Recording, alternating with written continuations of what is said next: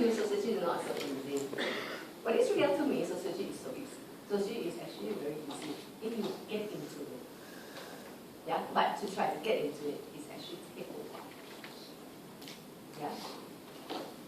Ontology today said this room is pretty warm today.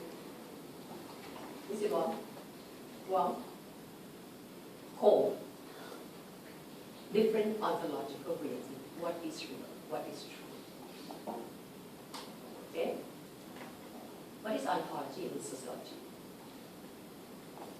Not about whether it's cold or hot, whether it's sociology is easy or hard. It is about what is the source of order, what is the source of change, what is the relationship between society, what is the source of power in society. These are what is real. That's what you can say. What is real about social order? What is real about social change? So, these are what is the reality. These are the subjects that we have that make us different from other social science disciplines. And that what makes all sociologists similar. Yeah, we say all this. This is called one type of theory, or one perspective. Yeah, we can say ontology is a philosophy. Okay. Or you can say ontology is a perspective, once again. Yeah, if you can't locate, perspective is big, theory is small. Theory of Marx, most of the time, these are small. Perspective of Marxism is bigger. Yeah, perspective refers to the way you look at it, so it's bigger. So you can write about theory, you can write about perspective. If you write interchangeably, I don't think they actually penalize you. Yeah? Another type of perspective or theory is called epistemology. How do you know? How do you know? How do you know sociology is hard? How do you know? I read 10 times before I get it. How do you know? How do you know sociology is hard? Because a lot of people fail. Not a lot, some people fail. How do you know sociology is hard? Not many people got distinction. How do you know this room is cold or warm? Thermometer. How do you know this room is cold or warm? I feel it. So, thermometer, I feel it. Science, sense. That's the way that you can look at it. Also sociologists. And then the way to know, there are plenty of ways to know. How do you know that God exists? If you think God exists. Some people say, no, God, there's no God. Different ontology. What is real? Yeah, if you think that God exists, how do you know? He came to me before, for example. Or, my mind told me. Or the priest told me. Or, it's my faith. Okay. Another one. The reality is that I can breathe. Yeah? How do you know? Instinctive. Nobody has to tell you. So there are many ways to know. But in sociology, we are not talking all these other ways to know. We look at the science and the sense. Yeah? Science and non-science. How do we? Just like thermometer and feeling. So thermometer is like questioning. Feelings is like when you do PO. You go in there and feel through all the senses. You see, you hear, you touch, you smell, you taste all the senses. Yeah, so for sociology it is about knowing through science or through the senses. These two are what we call theoretical perspectives. Yeah, and I told you before that, in fact, there is another type of theory called specific theory. I didn't include theory because I don't think they asked you that part. These are specific theory we use when we go on research. We want to test this theory. Yeah? For example, scale theory of globalization. It is called specific theory. Yeah? So that's another level that is specific. now called, I write theory. Yeah? You may write another word, perspective, in there, because this refers to big, all-encompassing theory.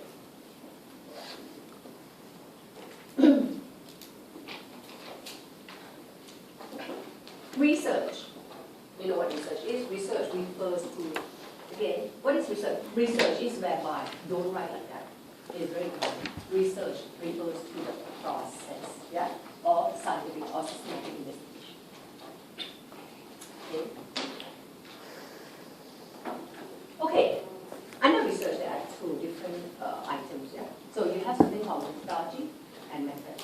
Methodology, I don't think you have to worry about this part. This is too high level here, even though it is in the subject, right?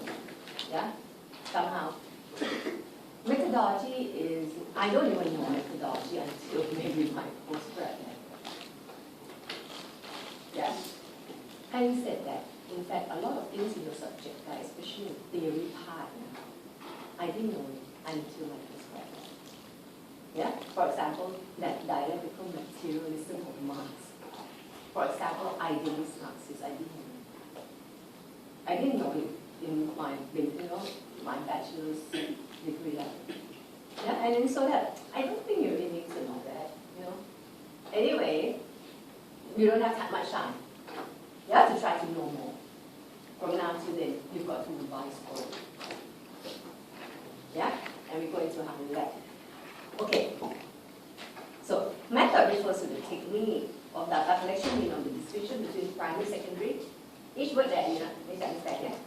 Whatever the words that you still don't know, you put up your understanding. Yeah?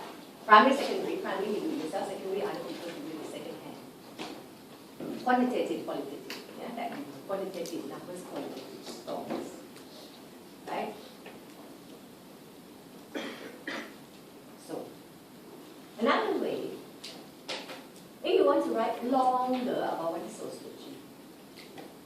Sociology is a discipline that was created in the 19th century as a consequence of industrial revolution in Europe that tried to get rid of common sense by the use of theory and research. Yeah? In terms of theories, in terms of perspective, there are something called ontology and epistemology. In terms of research, it is methodology and method.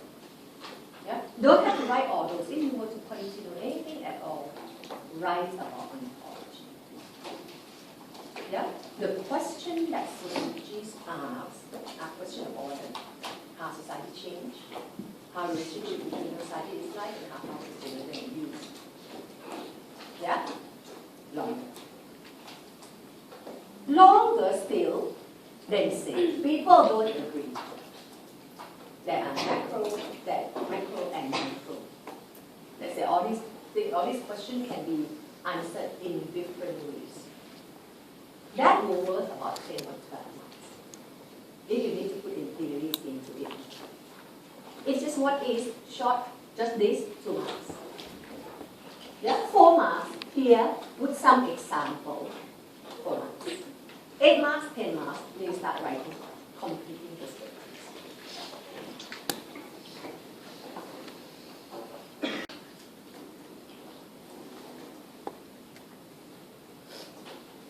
Now,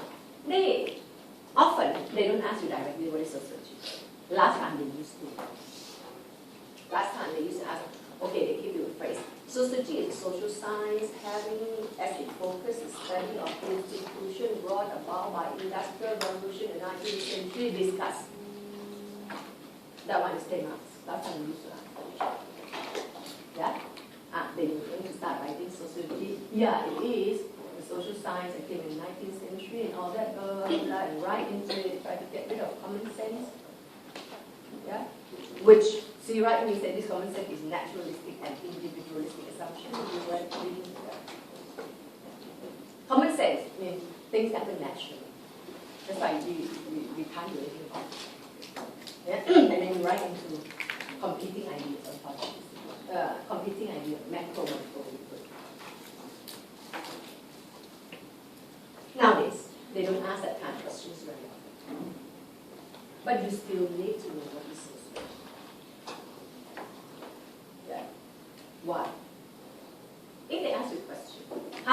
how this guy contributes to sociology. Why is this concept important in sociology? Yeah? What can sociology give you as individuals, or anything to do with sociology? You need to know what sociology is and what sociology is set to do. Yeah? How much level they can contribute to sociology. And you have to say, what is sociology? Yeah? This is sociology. Yeah? Sociology can be study of individual society. If you introduce it that way, that guy that you choose have to contribute to it. Yeah? If you say sociology is about theory and research, the guy that you choose has to contribute to it. Either for theory or research, or better, or both. Yeah, so if you introduce that sociology is about theory and research, you do it because the guy that you choose probably will be able to discuss theory and research. For example, if you choose the kind, it will be easy to introduce in terms of theory and research. Yeah, like last time, people, things are all about speculation. Philosophy don't have research. They just use logical deduction. Yeah, and in the 19th century, science came out so well. And people say if science can understand natural world, science can understand social world, so they create this research. Then you bring in the ground. Are you okay so far? Yeah. Another way you can do it is, okay, this guy that I'm not going to write about him, he didn't have anything on research. For example, Marx, no research. Yeah. Parsons, no research. Me, no research. How do I introduce sociology in such a way that he could contribute to it? Then you introduce this. Yeah? Sociology is a discipline created in the 19th century during the chaotic time. So people want to try to figure out what is the source of order change and all that. And this guy that you're going to write about has contributed to which one? And that one you have identified, you write it. Okay? So you have to tell them, yeah, which one? Because me, social order, God. Yeah, being the mean thing, you have social order. But that needs some creativity, some interpretation. Me, it's directly about relationship between the individual society. Yeah? Me, will be good for this. Not for other things. You can't write about power for me. You can't write about social change for me. You can write about social order if you can. If you can't, don't write. Remember, yeah, if you know vaguely, don't write. You just want to write something that you know very well. You want to score marks, yeah? The intention is whatever you write, you want to score. So things that you are not so clear is you can think, but you think that, yeah, better write, otherwise miss something, don't think of it that way. You won't be missing anything. Yeah? You just want to plot what you know. Okay? What you can write well. So, now, I have introduced to you that there are at least 3 ways you can define sociology. Yeah? Simply define in the red box, or in the blue box, or go into ontology. Yeah? Another thing that I just wanted to know is this. These are what we call concepts of socialization and identity. What is social identity? It is a concept. Yeah? What is social role? It is a concept.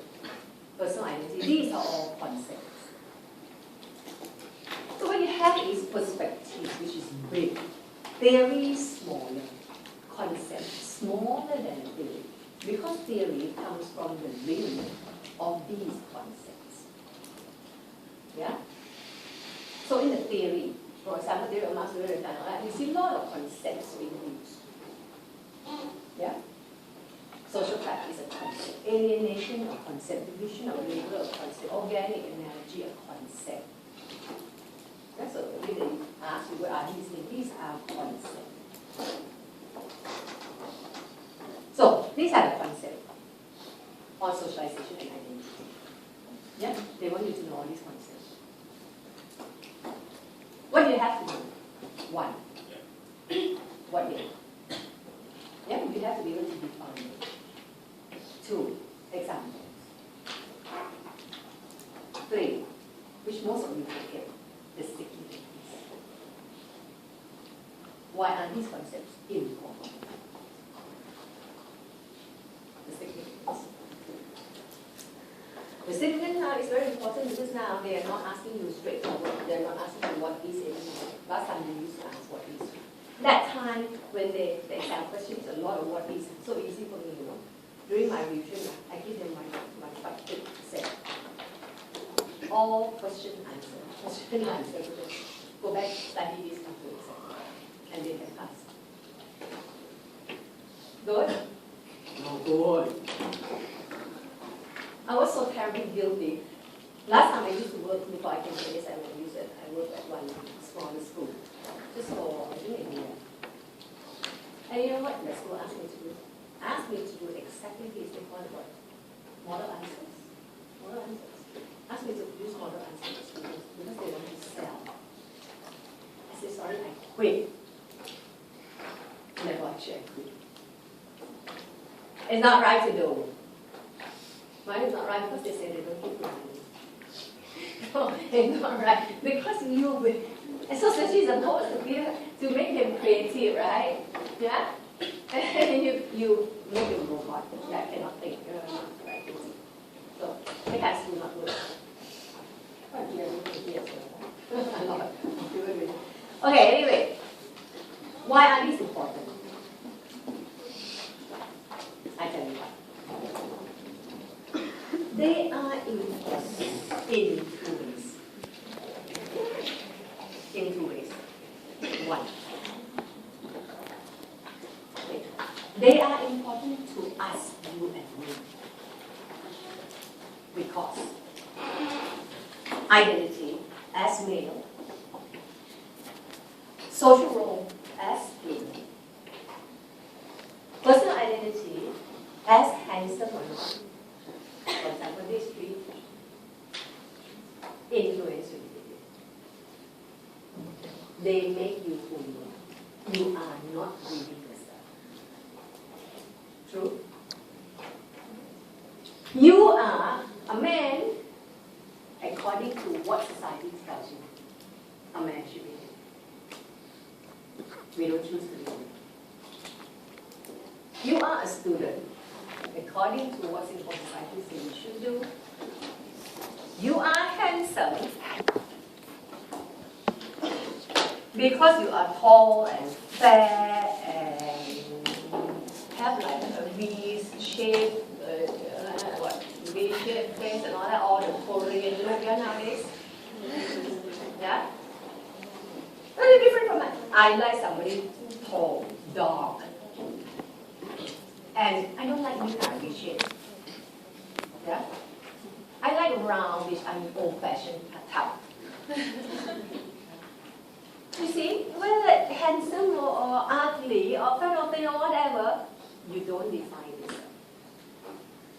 That's why these are important because they make us who we are. These concepts make us who we are.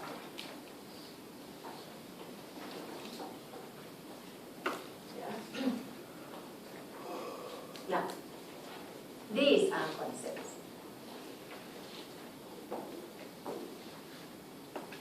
Socialization refers to the process of learning. We get all this because we socialize into it. Yeah? The role of the others, the role of the individuals on stage, off stage, these are all concepts, but these are more particular to microsociety. They use these more. Those are more general. Yeah? So, if you write role of the others, role of individual, and all that, taking the role, these are more microsociety. Concepts. We say this way, we say concepts associated with microsociety. Yeah? You want to know how to write something like this, yeah? I think you want to go back to my tutorial question and answer. You know, tutorial last time, long time ago, we did it together. Yeah, those will be like concept, the type, all those words that should be used.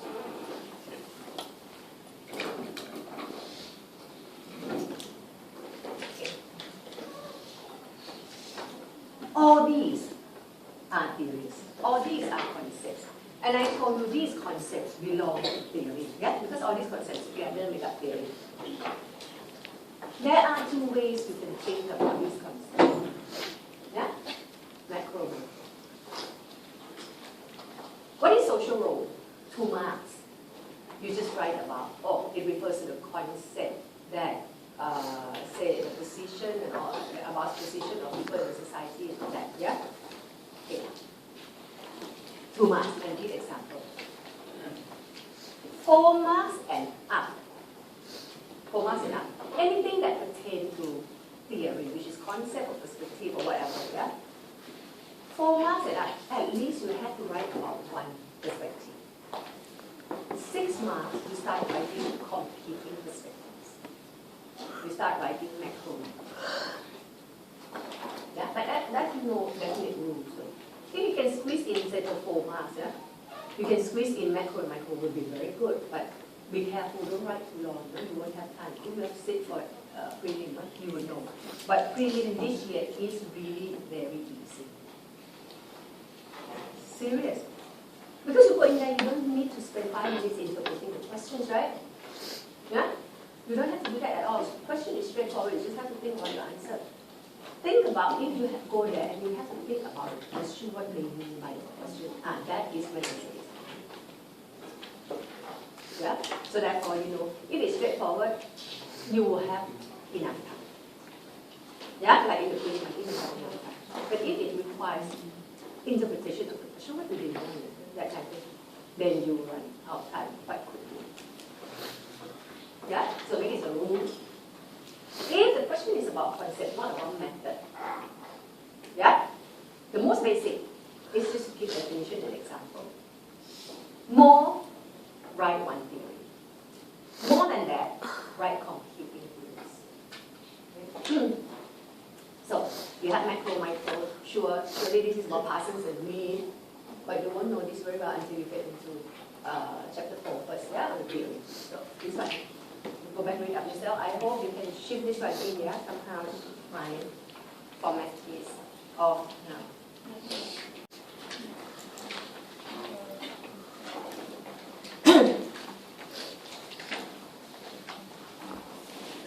So you have experienced it. You know there will be a question on society.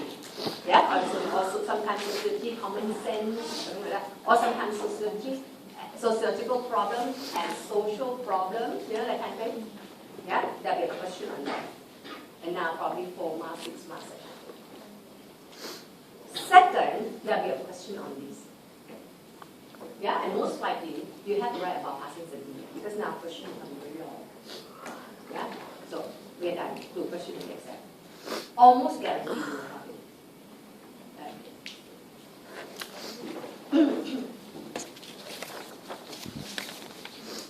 Okay, now let's have a look at ontology. What is an ontology? Macro, micro.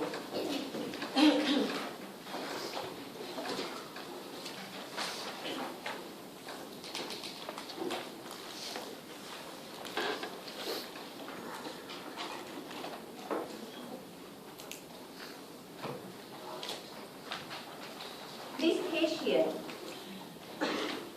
just to try to get you to remember that in terms of perspectives, yeah?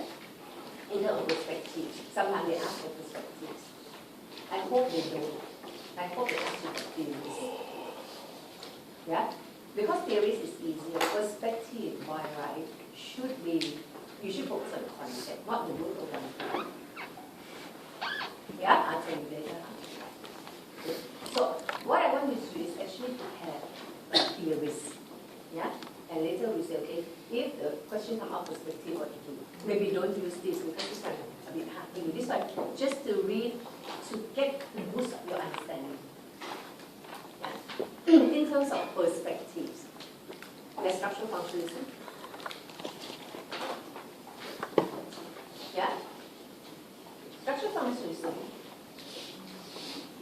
theories belong to this.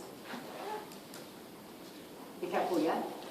I put the kind here. Many people recognize the kind as a structural functionalist, but some people don't. Yeah, see, they are really, really strict. They say the kind is not structural functionalist. In your subject guide, they label him as structuralist. Because the term structural functionalist was coined by Parsons in the 20th century. Yeah, during the kind of time, there was no perspective for structural functionalism.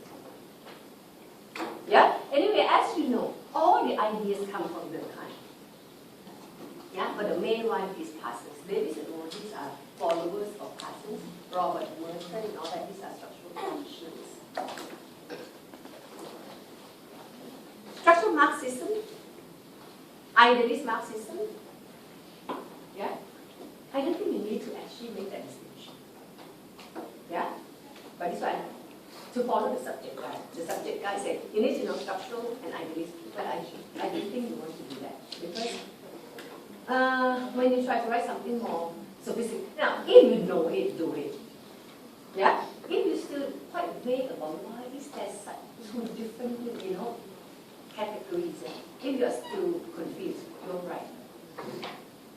Yeah, I didn't know that Marx was an idealist until I long time, until after I graduated even.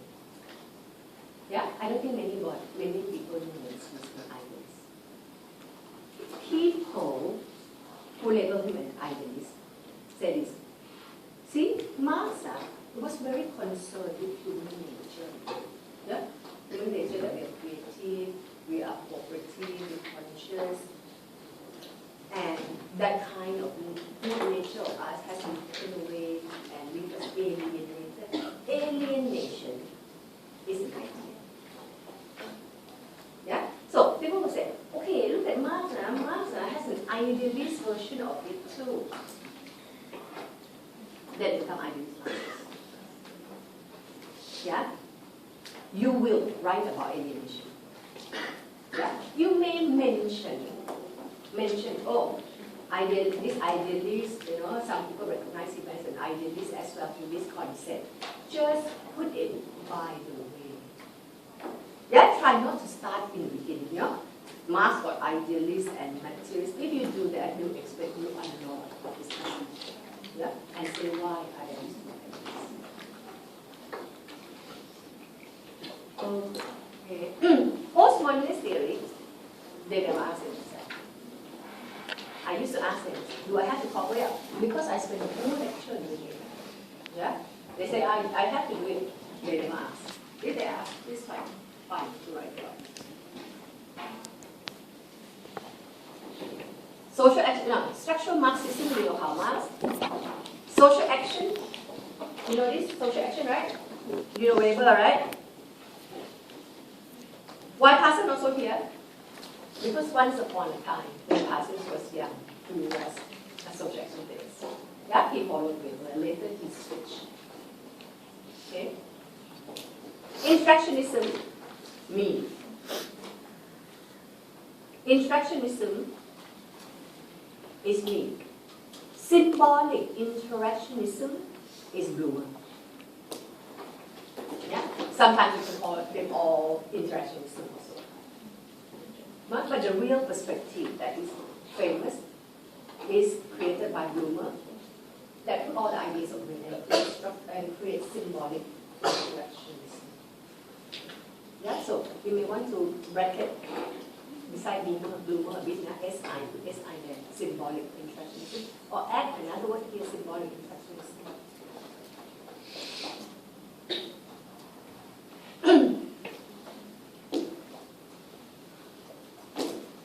Most people who are macro are materialists. Most people. Marx never materialist. Durkheim, not a materialist. So be careful, yeah? Durkheim is not a materialist. Now there is more. In fact, Parsons, what is Parsons? Parsons is very confusing. Parsons has both idealist and materialist. Yeah? You don't worry about materialist and idealist. You have to label as such if you don't know and you say, oh, part, you don't have to label them. But here, what I want to point out to you is that besides macro-micro distinction, you need to have materialist idealist distinction. Okay, what is materialism? Don't say it is whereby it is a perspective, or it is an ontology. Yeah, or it is an ontological perspective. Okay, let's say physical matter as basis of society. Idealist is another perspective. And you know, perspective refers to what? The way we look at it. Or the lenses. These are two. Yeah? Marks with everything material. Relationship between A and class A is material. Relationship between husband and wife is material. Relationship between men and women is material. And men win because they own the resources. For example, you know, Marx used to look at everything in terms of material. Yeah, this period, H370, maybe they were looking at in terms of material. Well, how come there is this disappearance? There must be something to do with material economy, maybe relation government trying to hide something like that. They will look at the material thing.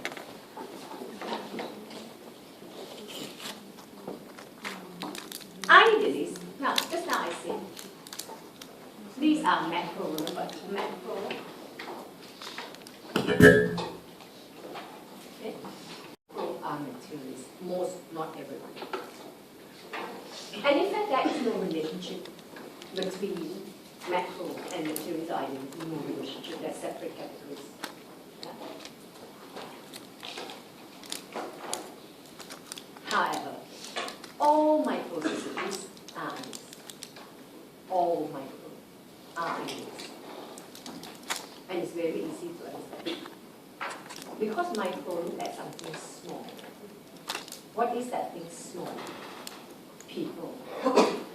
Smaller than people, their psyche, their mind. Yeah, that is the focus. Mind is ideal. That's why all micro are idealists. Small micro. What is small? Ideals. Yeah, they look at the ideals of it.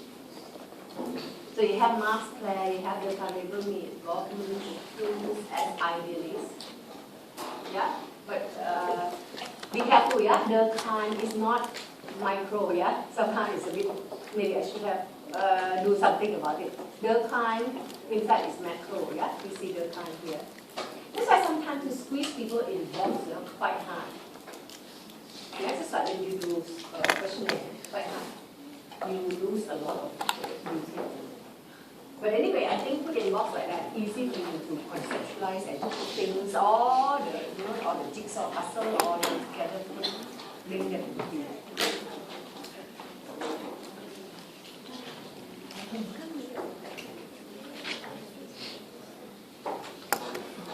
So, society is ontology, epistemology. Science and science.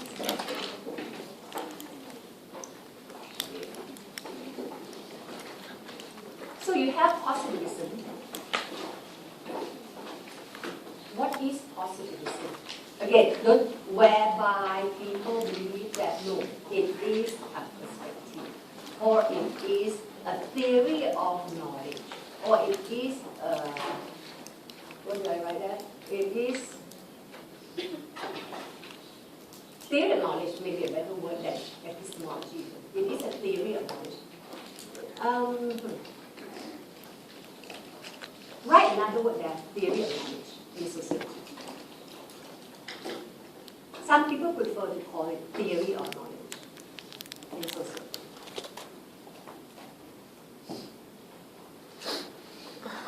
Yeah, but if you call it epistemology, it's also not wrong.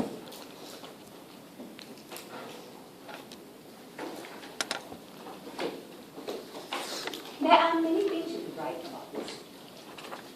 Yeah? You can write about how society looks like, give objective, determination. Do you understand all this? Yeah? Objective reality.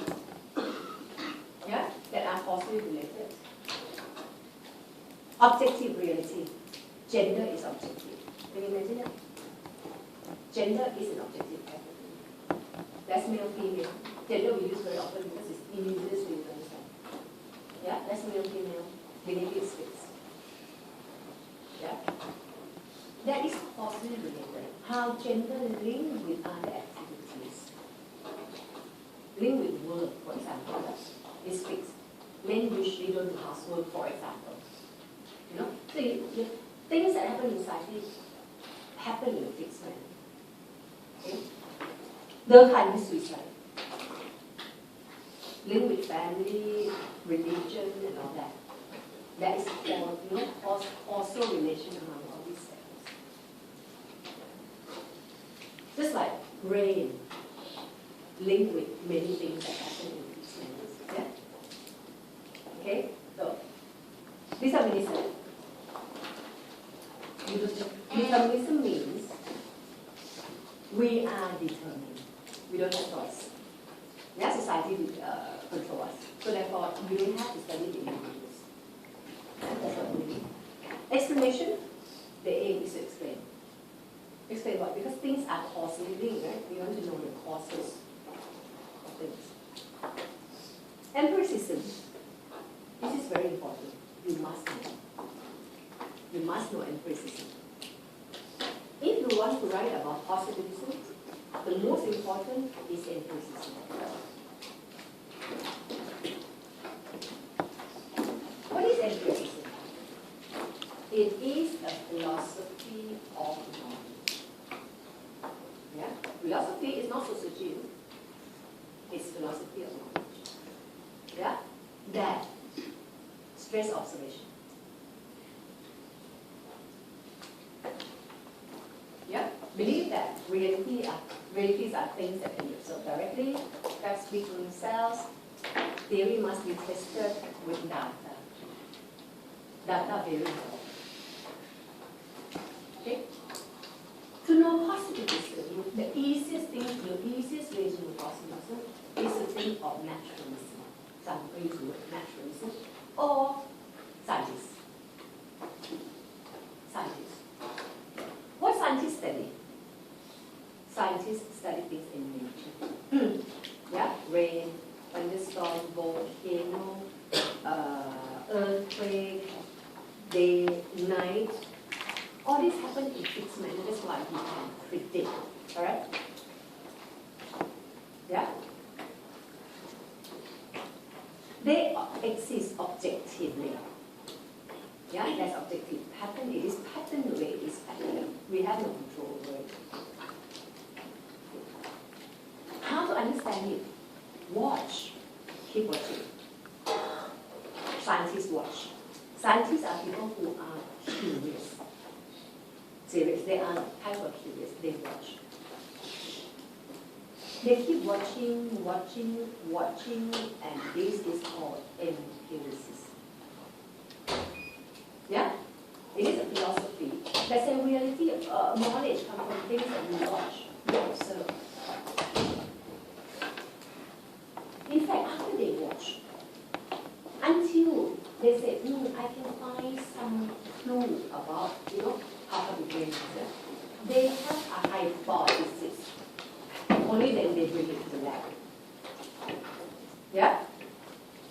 You can't bring things to the lab until you've got some idea first, Until you have to have some idea first.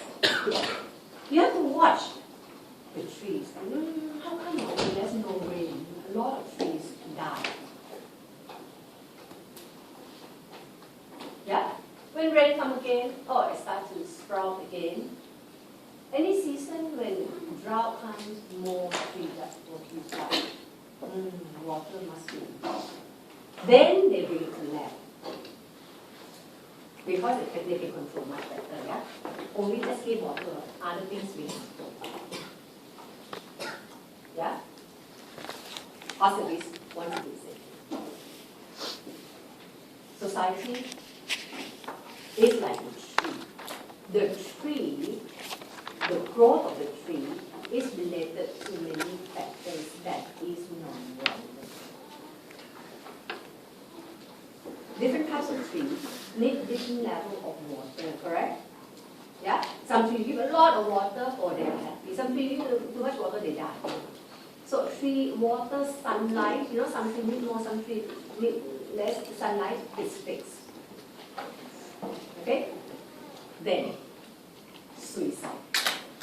Relate to these factors. In fixed manner. Okay? Your score in the exam relate to these factors. Coming to class or not, study or not,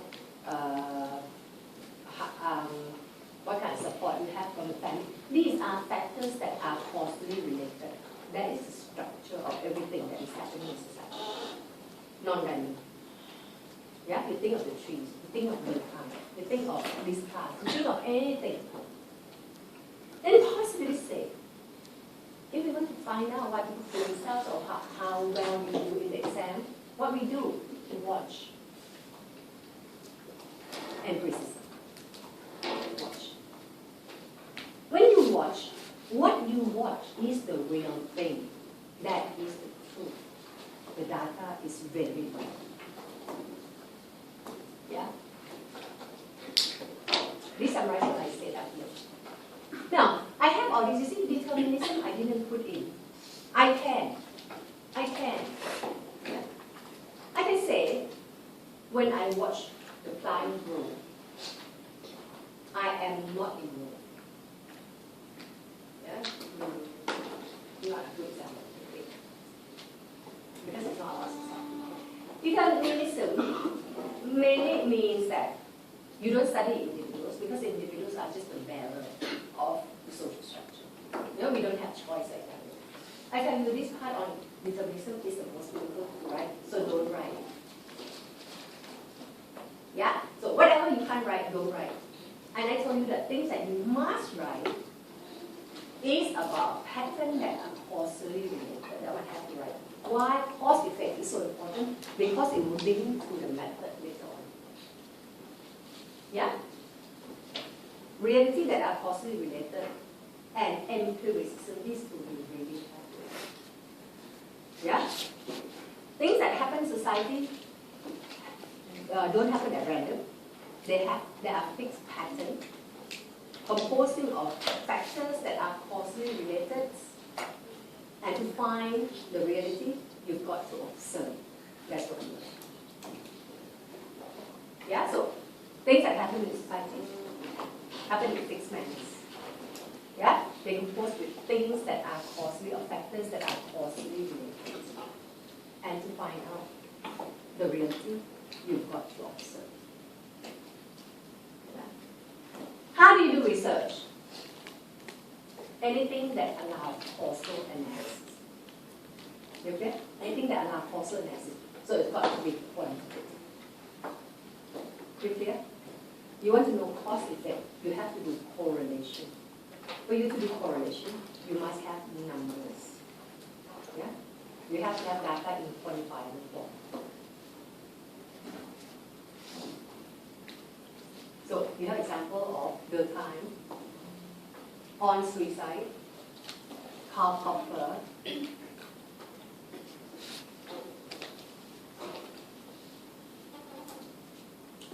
now, take note, a bit tricky here.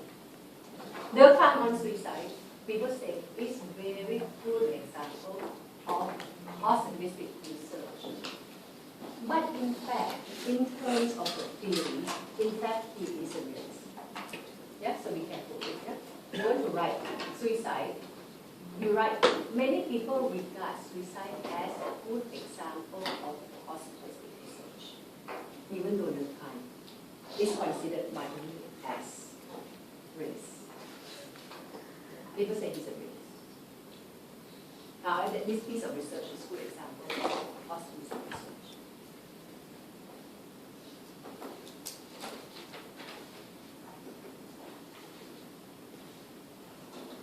So you clear, yeah? All these things, if you can't write, never mind.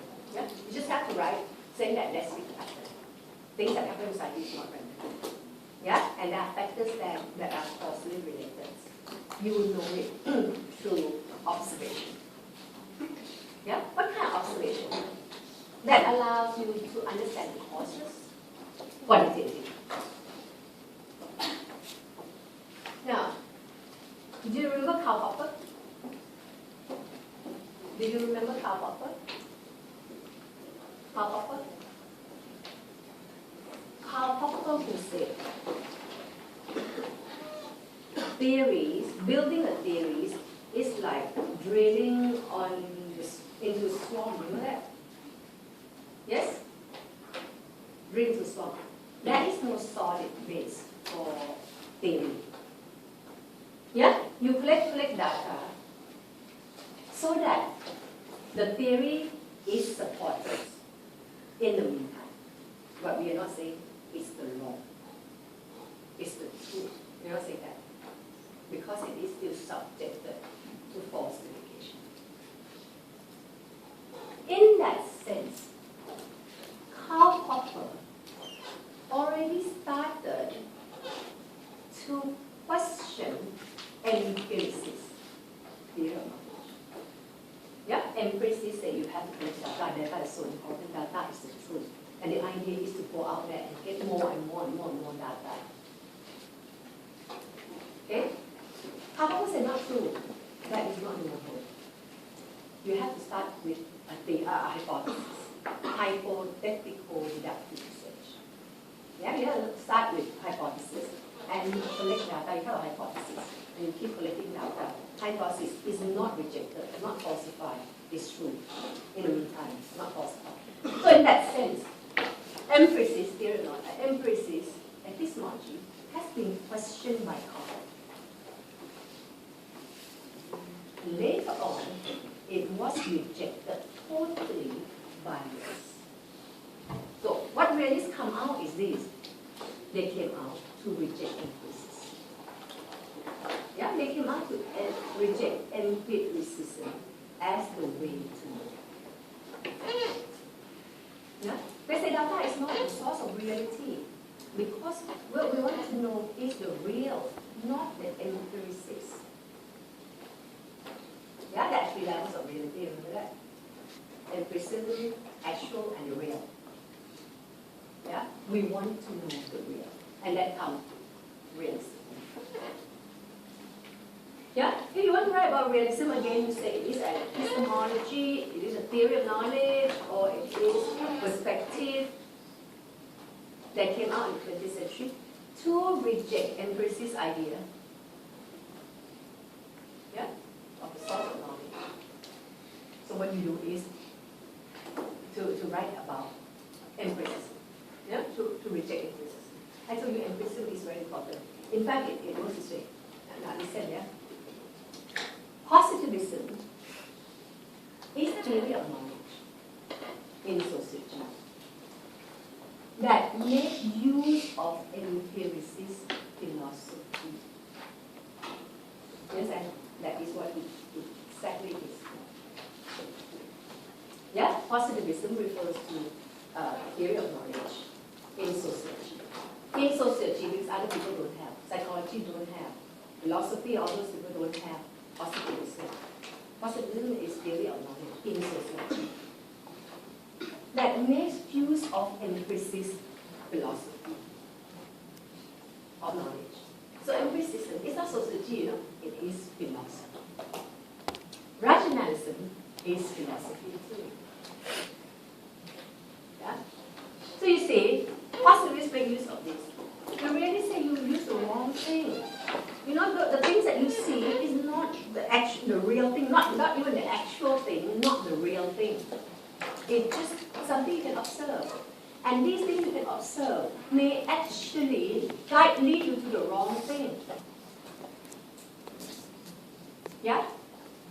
See all the symptoms. Say you have a cold or you have fever, yeah, for example. Right? It's not the fever that is the real thing, right? Yeah? It's not the fever. These are just the symptoms. And the real thing can be many things. And this the fever may bring us to the real thing or may actually lead us to wrong diagnosis. So don't focus too much on the symptom. Yeah? You need to know the real. This part is a bit tricky, it's hard for you to understand. To know the real, how you do it. They say theorizing. So focus on theorizing. That is the principle of rationality. Yeah?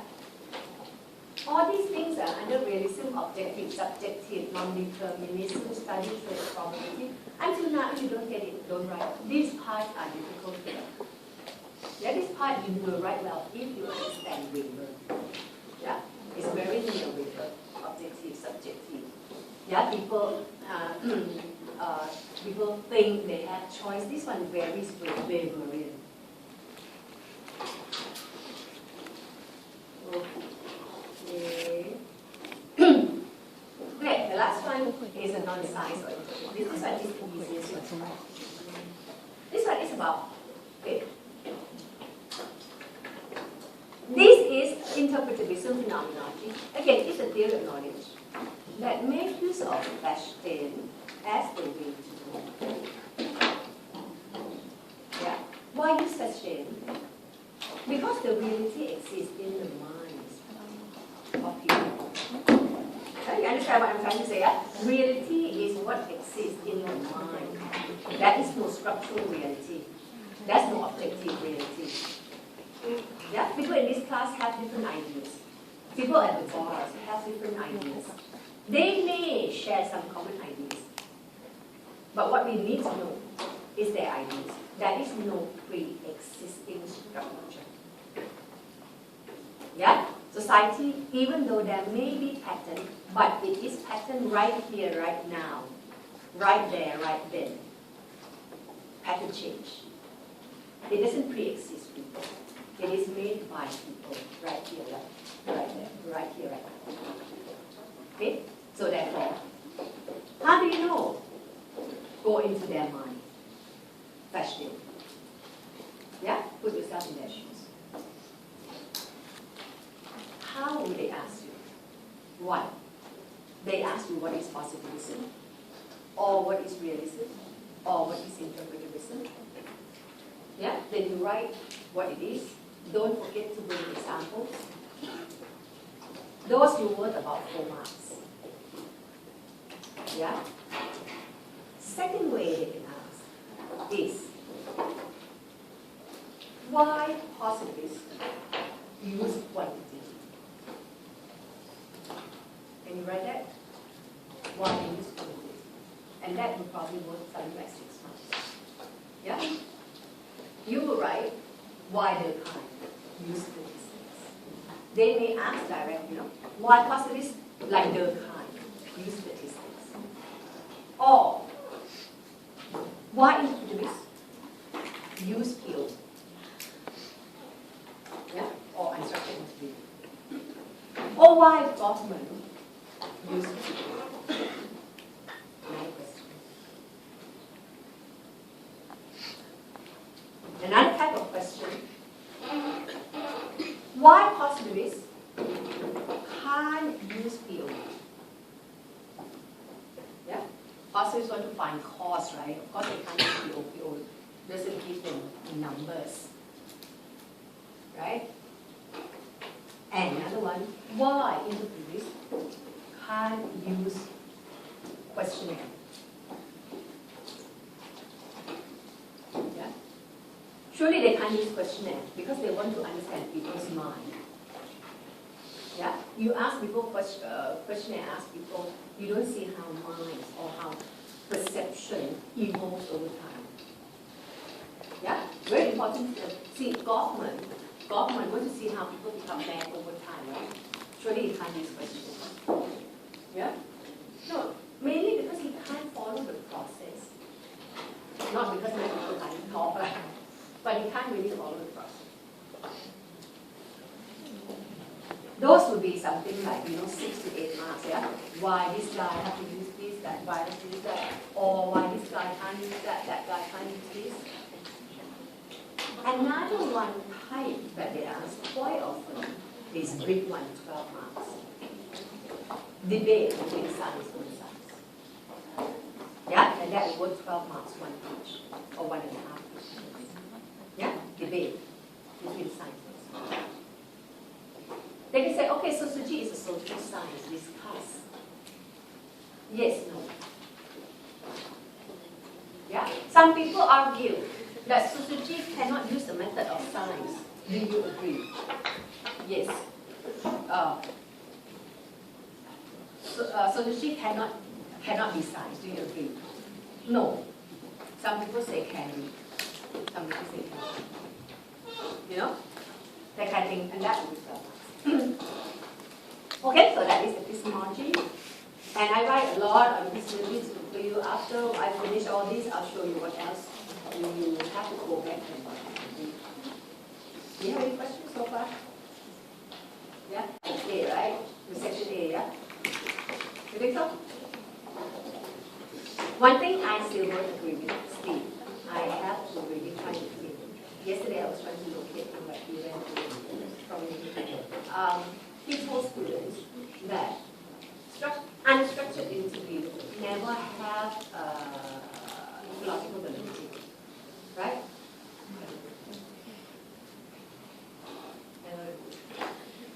Because when you unstructured interview, say, when do you PO? Yeah. PO is about going to what sugar, right? And you also check with them. Unstructured interview. Don't you say that is ecologically valid? No? Isn't it ecologically valid? Yeah, I just go and check with you. I'm in dissecting. I'm one of the workers, and now I'm one of the workers because I'm doing PO. And I check with my colleagues. That is called unstructured interview.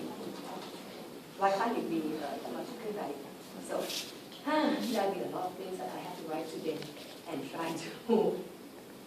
Another thing, okay, Steve told students that in all questions on theory, Karl Marx, and all that, you have to write what, theory, and then application, and then criticism, right? He said that, right? That one I also look quite good. Okay, we'll talk about that. We'll go into separate series. Yeah. Let's have a 15-minute break. We come back again at 45. It's all about chapter 3. Yeah. So this, no, sorry, chapter 2. So this page is on research.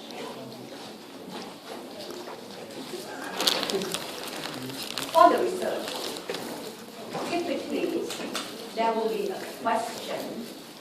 Now it's about 8 marks that asks you to, that gives you a topic and asks you to propose, design, method or methods sometimes, and asks you for advantages, disadvantages. Yeah? So this part I think is the easiest. So what you have to do is to know what each word means and able to apply it to the topic. And as you write, you focus on the topic, you relate to the topic. Don't write anything generally. And be careful, I told you before. Read question carefully. Yeah? Because question will prompt you by the word you use, will prompt you into certain assignments and certain. If they say small, rural, just like your reading this year, that one definitely won't be so. True? Okay. So we need to know what each word means, the logic behind it, you know, why they are developed, what are the purposes. So first word, methodology. Yeah, sometimes they got methodology, sometimes the question may ask you research strategy. What do you write? You write about research. Yeah? There are competing strategies. Just now, we talk about we talk about competing things all the time because society is about debate. Yeah? Debate between opposite ideas. Just now we said opposite ideas just like micro materialism, idealism. science, non-science. In fact, the big ones would be science, non-science. So science and macro, I said, non-science and micro actually one another. Yeah? Even though they are not exactly together, but all the logic, all the principles behind match very well. Science and macro, non-science, micro. Macro, are ontology. Science, non-science. They're just different types, but we're talking about two separate ideas, big and small. Big, we use this strategy. Macro, science, we use this strategy. Micro, wrong, opposite. Macro, science, this strategy. Micro, non-science, we use this strategy. What is this strategy, which is called structural? What do you mean by structure? Again, to associate structure always means something fixed, not random. Questionnaire is fixed, not random. Yeah? That's fixed question, fixed answer. People go there, you ask the same, you already give them answer to people, yeah? This is called structural. Non-structural means free flow, random. Go ask this guy one thing, another guy another thing, answer comes from this guy in one way, another guy another way. This guy today like that, next day different answer, non-random. Yeah? Structural, non-structural. Structural may or may not be deductive. See, structural, deductive, quantitative, explorative, they are separate things, they are not together. They are separate things. But very often they are done together. But they don't have to be. For example, when you do a quantitative, yeah, you want numbers. It doesn't have to be that you have to start with theory. It is not the rule. But it usually happens that way. Yeah, usually, when you want to have numbers, you start with hypothesis, yeah? And then you come to deductive or pyramid theory research. Ideas or hypotheses. And then you have the hypothesis, you guess what you will find out, and you will test your hypothesis with that. Yeah? That's deductive. Quantitative means number. Exploratory means you try to explain by creating, by understanding cause-effect relationship. Competing with this set is this set. Competing with structural is unstructural. Competing with deductive, inductive, quantitative, qualitative, exploratory is. So this is like something like PO. PO, no structure, no theory, story, just to describe what is going on, not to explain why. Yeah? Last time they often asked this, but now not anymore. Yeah? Last time they asked, what is the distinction between quantitative and qualitative research? Yeah? Last time they used to ask that. So I cannot guarantee that they won't ask again. They may still ask again. Yeah? So you have to know, very easy. Structural method is a method that involves fixed structure, such as questioning. Yeah? You write about questionnaire, you have question and answer that preset for people to answer. The result of questionnaire is converted into numbers. That becomes quantitative, yeah? Then you can even say questionnaire start with ideas, then become deductive, yeah? And the result will be converted into numbers. And this is quantitative. What is a number for? To correlate, to know the causes, and that becomes exploratory. Yeah?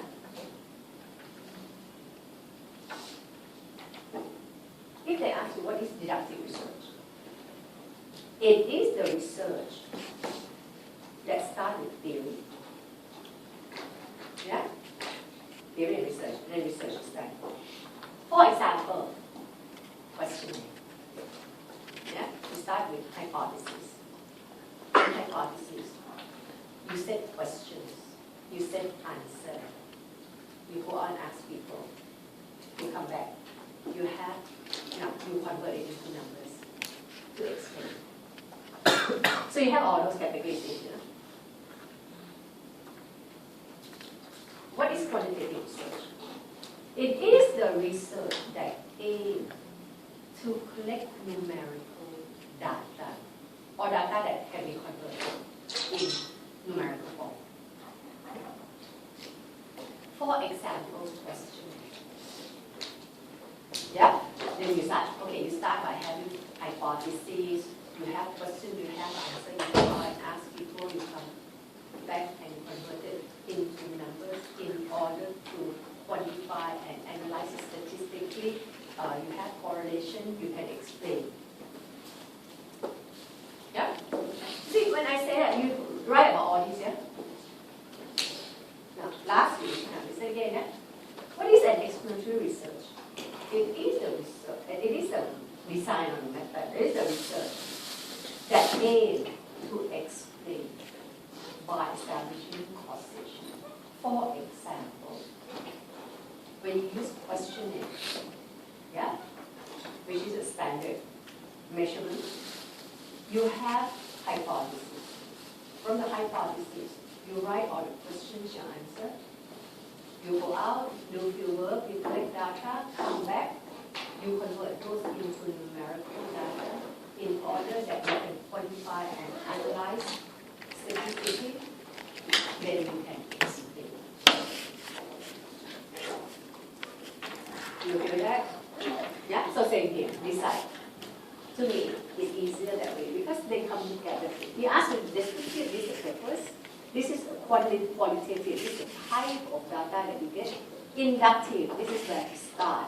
Unstructural, whether you have any form to follow, any fixed pattern to follow. Yeah? And you write well if you bring examples. Qualitative research. Quantitative is most often asked, not deductive. Exploratory deductive never asked. Yeah? Structural, unstructural, they hardly ask. So usually people will ask you, they ask you quantitative. Yeah? Quantitative research is the research that aims to produce data in form of narratives or story. For example, yeah, data generated by PO.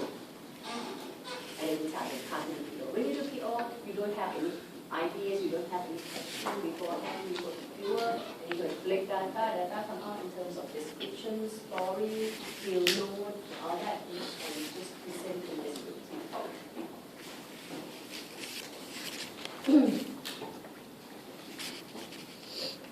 The choice depends on nature of problem, practical issues, and theoretical issues. You understand this? Look at the one in the black box. The choice of whether it's structural, unstructural, quantitative, depends very much on the nature of the problem. If the nature of the problem, you want to find causes, you have to choose that side. Yeah? Yeah. You want to know how people change their perception over time, you have to decide nature of the problem. Practical issues, funding, access. Yeah? You want to study suicide. Surely, it's very hard for you to do interview or participant observation, right? I mean, so you have to use statistics. Yeah? Humphrey shows very well problem with access. Show you very well that we can't use like that kind of structured interview or question and answer.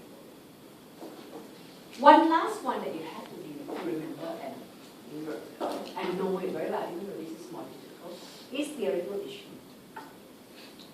Before the break, I told you that positivism must use quantitative. Interpretivism must use qualitative. Positivism can't use quantitative. Interpretivism can't use quantitative. Yeah? That is theoretical issue. There is to guide what design of methods.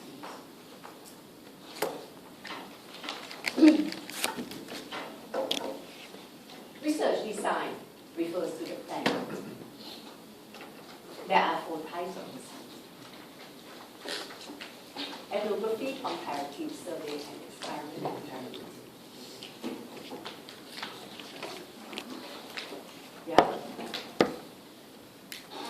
is one line missing. You have to add this one. When you don't have this one, just add research design from the quantitative to compare. That line is missing. Draw this line.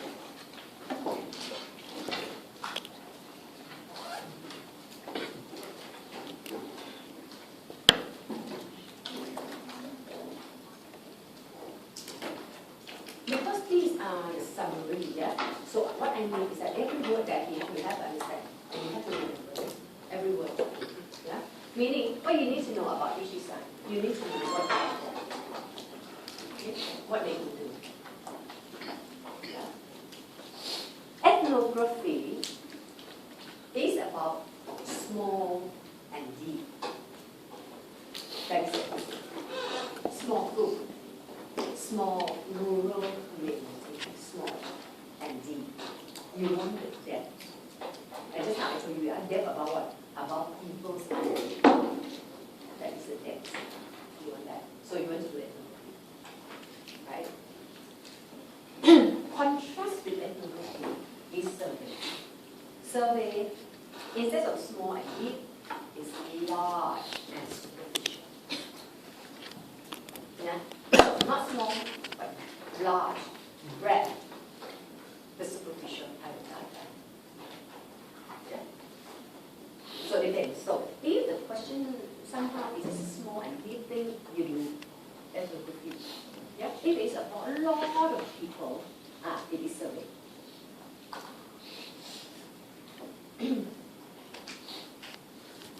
Experiment. What is the purpose of experiment? Cause. Causation. Yeah, you want to know causes. What is comparative? Also causes, also causation. When you can't do experiment. Yeah? Experiment is about drawing people to the lab. There are a lot of things and a lot of times you can't draw people to the lab. What to do? Then you can't experiment. You can do quasi-experiment, you can do field experiment. In fact, field experiment is comparative research. Yeah? They are actually the same thing. But some people separate it, but I don't see why they have to separate it. In fact, field experiment, when you experiment in the field, when things happen on their own, like Weber said, Protestant happen on their own, Catholicism happen on their own, the times that people die, family happen on, all these things happen on their own, they didn't go and manipulate the character. That is still experiment. Yeah? But society have a word to call that, they call it comparative research. So, comparative research is the same as experiment. Experiment is small, comparative research is big. Yeah, it involves things, a lot of people, things that are not about societal level, you can't draw them into the lab. Then you do comparative research. Compare society with society, just like what we did. China, India, and the West. Surely you can't draw China as a country to the lab, yeah? Or India to the lab. So you let things happen on their own. And you compare. These different societies, just like you compare tree plants, yeah? In the lab, when you compare bee societies in the lab. Plant, you can give them water. But society, you can't give them consistent things, consistent things happen on their own. So you need to know the rationale behind this. You need to have examples, yeah? Yeah? Example here, Barker are making a movie, you must know. Because it's also example of financial relation. Yeah? You need to know movies. Humphrey, you may not need to know, but it's easier. Yeah, but it's very easy. Humphrey, everybody knows Humphrey. Goldman and Silent, you must know. Because Goldman is observation school for a decent amount of Jesus. Yeah? Why individuals need to do qualitative research. So, Goldman needs to know, Humphrey probably don't need, but they need to know. Comparative, Weber and Durkheim, you need to know. Survey, there are plenty of examples in the text. Yeah? In the subject guide, you have Townsend on nation poverty. I gave you another article on Hershey's study of causes of delinquency that was also surveyed. Long time ago. Yeah? Experiment, just choose one of these. Yeah, you have to have at least an example.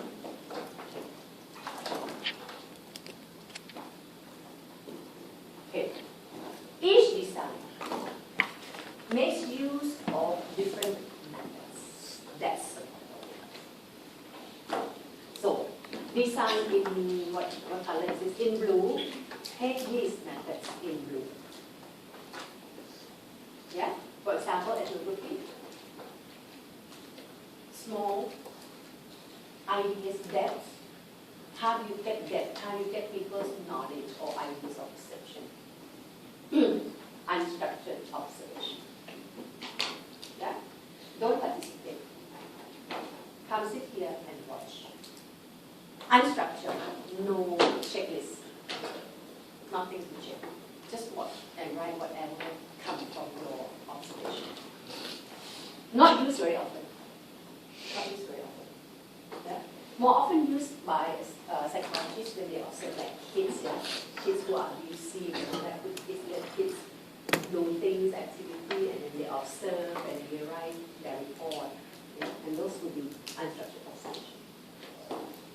As an observation, used very often. Everybody uses this. When you write PO, must write cover all. Must write. Yeah, because they're very different, you know. Difficulties or easy or whatever is very different cover over. Advantages, limitations, different cover over. Unstructured interview, documents.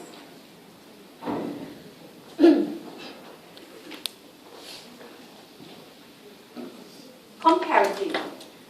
In fact, comparative research can use all kinds of methods. Yeah? But most of the time, because it's brief, yeah, so you don't go and interview people and all that, so most of the time people use existing data. So here the example you have in orange here is the orange, which is document and statistics. Yeah? When comparative research is done qualitatively, often people use documents such as rating. Yeah, to repeat, yeah? When comparative research is done qualitatively, people often use documents like rating. And when comparative research is done quantitatively, like the we use statistics. Yeah, so you see, yeah, comparative can be both, yeah, qualitative and quantitative. Yeah, so therefore, the kind of method used can be done with statistics. Survey that you know very well. Survey use the method in green. Experiment use the method in purple here. Which is structured observation. Yeah? So you watch the 3 rows with checklist and you check something. Yeah, today we how many cc's of water and you watch it.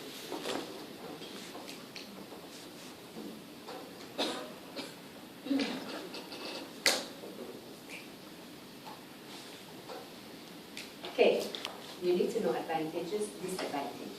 Advantages, yeah, of qualitative research. Yeah, let's go through that. You must know these. Yeah, high validity, high logical validity, flexible, innovation. Innovation means you can adjust your things anytime. You know, in the field. You know, you are not structured by the questionnaire or what you can innovate. The only method for some topics, so this is a good thing about it. Now, this one I'm so sorry. Cross out this one that says less in control over research process. Cross out because it's not an advantage. Yeah, when I was writing this, I must have gone poo somehow.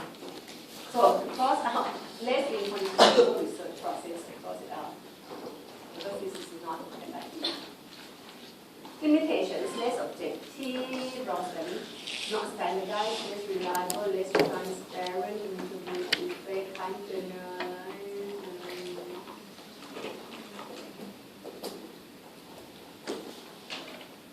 The word generalization, yeah. Be careful, sometimes I also make mistakes. Because sometimes when I think, okay, survey is surely it's about random sample. You know, then I say, oh, okay, questionnaire is highly generalizable. No, not true. Questionnaire is not generalizable. Not. It is random sample. See? So be careful with it, yeah? It is sampling. What is PES? Protestant ethics as spirit of candidacy. Weber, PENSE. Weber, Protestant ethics and spirit of capitalism. Yeah, he only got this word for people. PENSE, Protestant ethics and spirit of capitalism. Okay, good. If you don't know anything, you ask, yeah?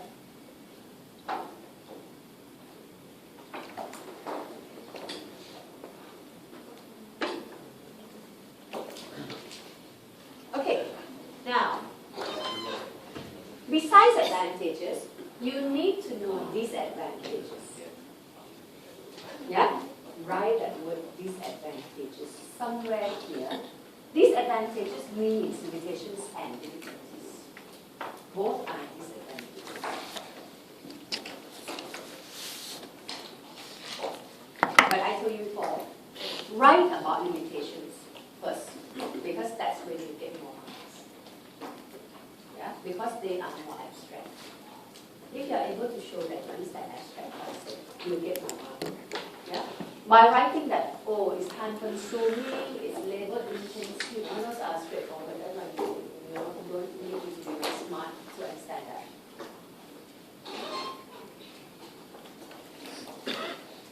Alright. Now I should have done this one before I go into this set question. Yeah? Research aim. But I think that's how research aim is to be objective. Means to have objective knowledge.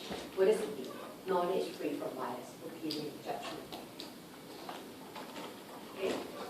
How do you know research is objective? When it is standardized, reliable, replicable, transparent, constructability, logicability, internalability. We want to have words. Yeah? Sometimes we do, sometimes we don't. If we do, they become advantages. If we don't, they become limitations. Yeah? Limitations means you can't help it. This kind of research really limited. It doesn't give you. Like for example, qualitative cannot repeat. Cannot repeat. PO you can't repeat. It's a limitation. Yeah? This research is limited. You can't get that reliability or transparency. Yeah, it's just the type of research just can't give it to you. However you try, also can't. Yeah, that's it. Now, when I put these advantages, disadvantages, limitations in box like that, you must know I lose a lot of details. Yeah, so then I say beware also of advantages, limitations, and problems specific to each method. Yeah? Like interview. That's also interview problem. How to break the ice, how to avoid leading questions, how to avoid, judging people, selection, imposition. When you use documents, how are you sure the documents that you get is written by the person you think, wrote this document? So specific methods still have specific problems. So this one is more like a big picture. These are the problems common to these methods, but that's the specific problems.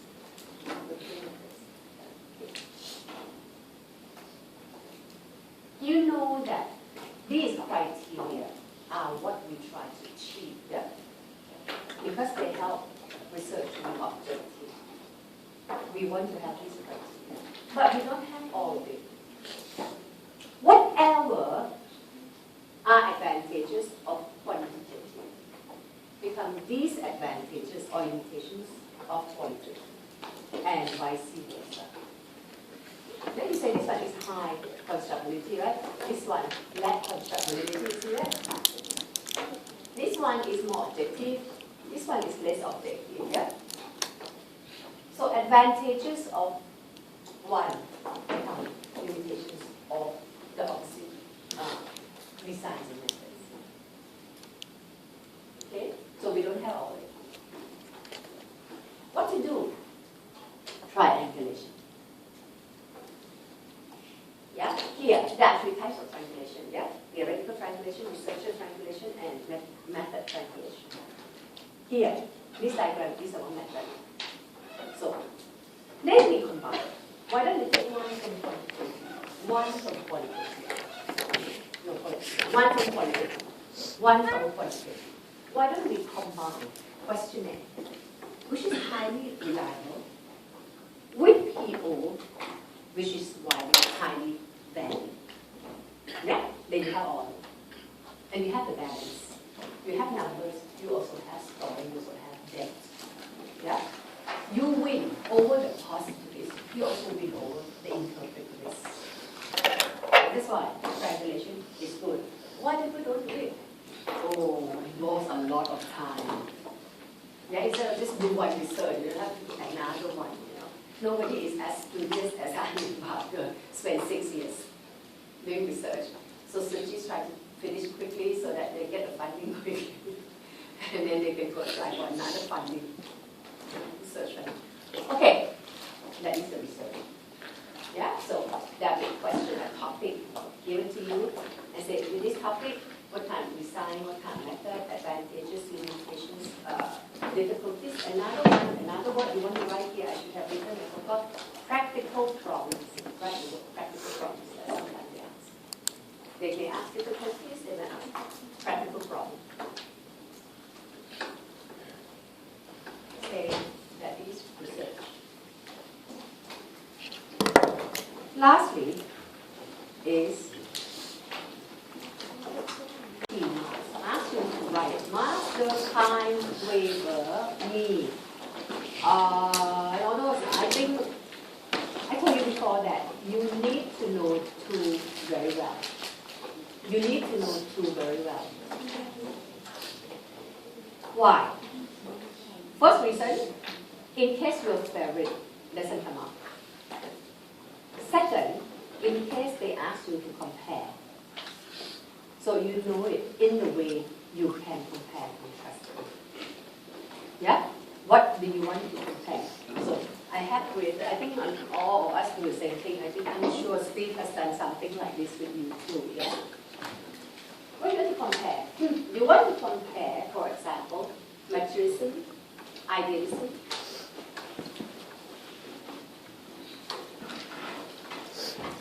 Okay? Idealism. However, in fact, it is both, but just follow your subject, right? Your subject, I recognize you more as idealist. Yeah? But to protect yourself, in fact, Weber discussed many factors that drive society but focus on idealism, meaning of rationality. So, something that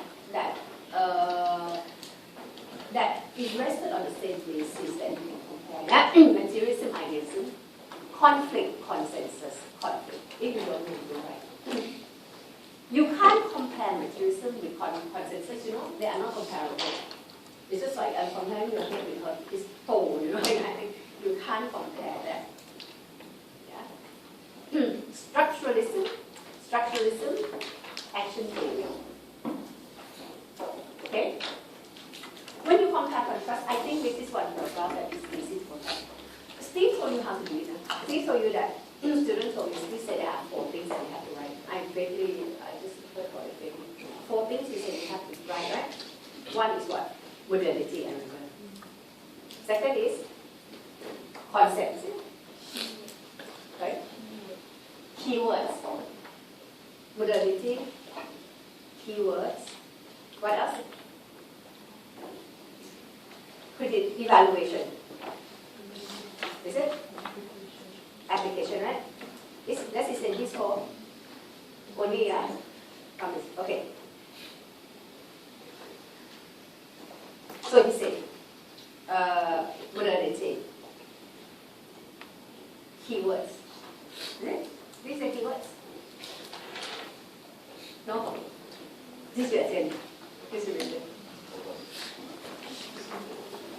What is it? What does it mean?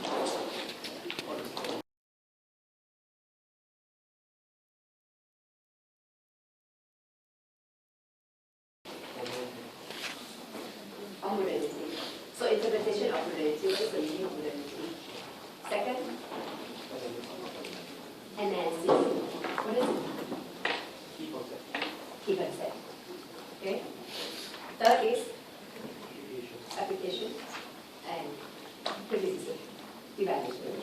Okay. Now, to make it close to what he's saying, yeah, I say the analysis that he said, yeah, about keywords, yeah, are these. Do you say what is the analysis? What is this example? Like what?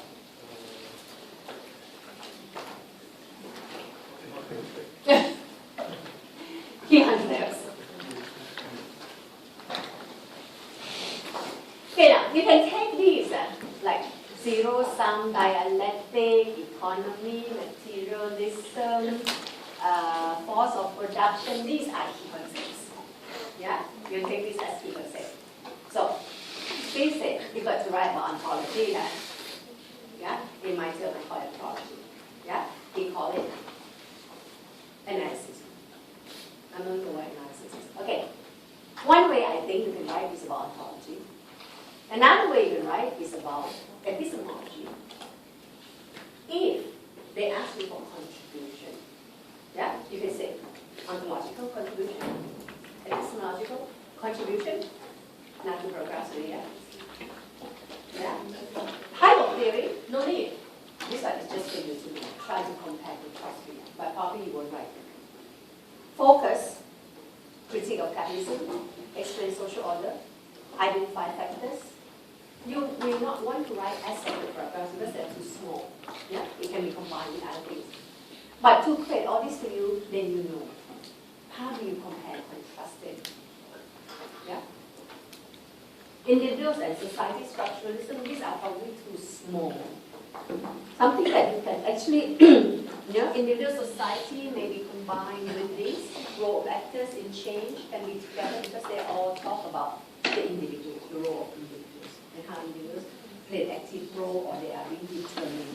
One thing that you must know is what Steve said, interpretation of modernity. This part you must know because if they ask you for contribution, you write about it, you say contribute to the understanding of modernity. Yeah? So they contribute in different ways. Modernity is interpreted very differently. Yeah? So this is modernity. Type of society, this one is more like social change.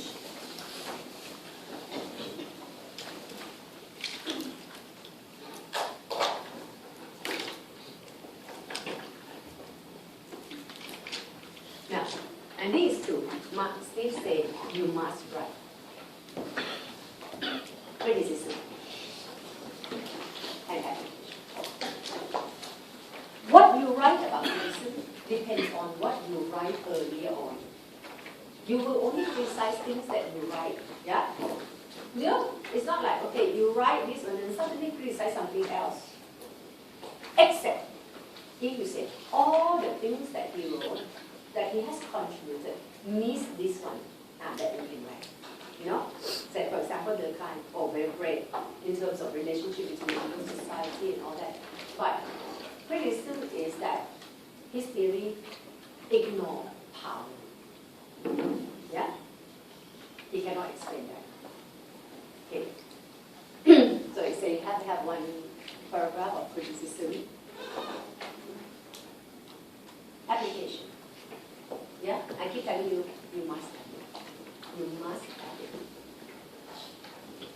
You can get it from globalization and organization, or medicalization, or education, or gender, yeah, or consumerism. Okay? Whatever it is, just remember one example. Yeah, the good one will be just one that you can use all that, then it's easier for you, you don't have to remember so easy. Yeah.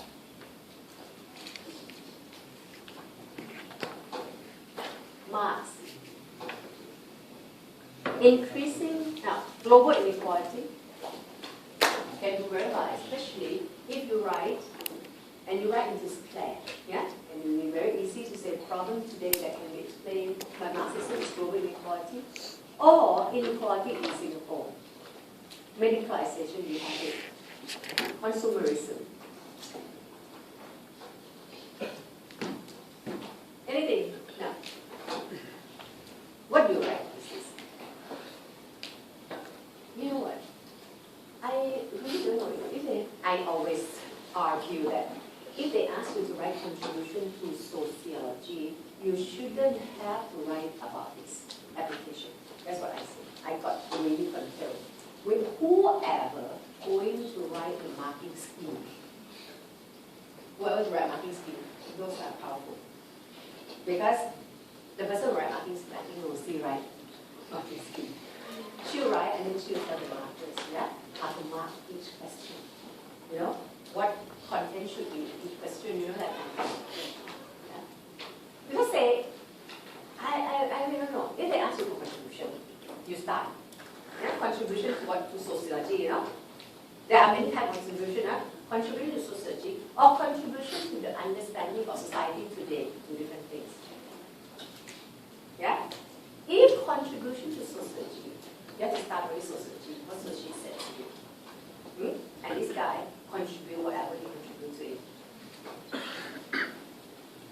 But the question will be said as discuss.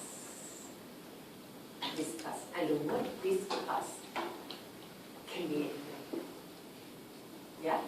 So the word discuss, okay, it comes to say, after you say, okay, this guy has contributed these items to sociology, and sociology is not created and lasts until today, so he has contributed. Then you can say, but this guy has been criticized that his contribution is not good or is good. Yeah, you can criticize that even when the question asks you to do contribution. Now, this one here, though, I'm not so sure. Yeah? I'm not so sure. How a contribution to sociology leads to for you to write this? Yeah? I have to ask them. How? Well, one way to write is you can write. I say, okay, having discussed his contribution to sociology and the criticism he received, from other people, sociology won't be useful if it can't help us understand something real in the society. Sociology won't be useful. Yeah, if it can't help us understand it. Yeah? In the case of medicalization, in the case of gender inequality, in the case of what is it? Or organization, or whatever you want to write. Yeah? The kind has contributed to the understanding of this. Then you have to link application to contribution to sociology. Yeah, and I think one way you can do it is to write exactly like what I'm telling you. Yeah? That sociology won't be useful if it can't help us understand the current events that is happening in society today. For example, medicalization is the issue of today, anorexia is the issue, consumerism, people spend a lot of money, plastic surgery, what else? Income inequality is the main problem in Singapore society today.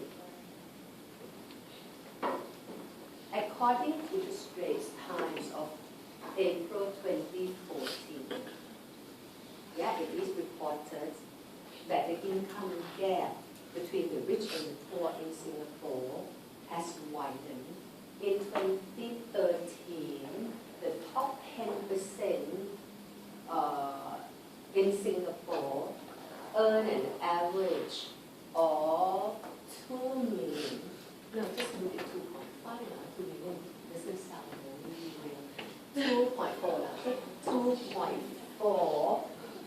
No, 20 for an average of 10%, earn 24 million each on an average, as compared with the lowest 10% that only earn how much?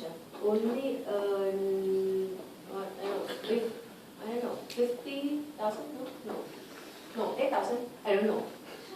Last year, this is your data. Be crazy. They want to see the data if they want what they want to see. They're not going to come examine you writing the correct thing or wrong thing. They're going to only spend like that paper on marks paper. The time need 3 minutes to mark. Yeah, they want to see the data. You give them the data. Hard data is good. If you don't want because you are not creative enough, just say, according to the report or according to Minister of Home Affairs in the walkabout session in Tiong Bahru, he mentioned that income gap in Singapore is not on the rise. So I will just justify it. That's this problem in Singapore. Evidence. I said, Durkheim has not lived in Singapore. He is not living now, but his theory could still help us. And you're right, okay? Durkheim said, this happened because the society has changed or whatever, then you analyze.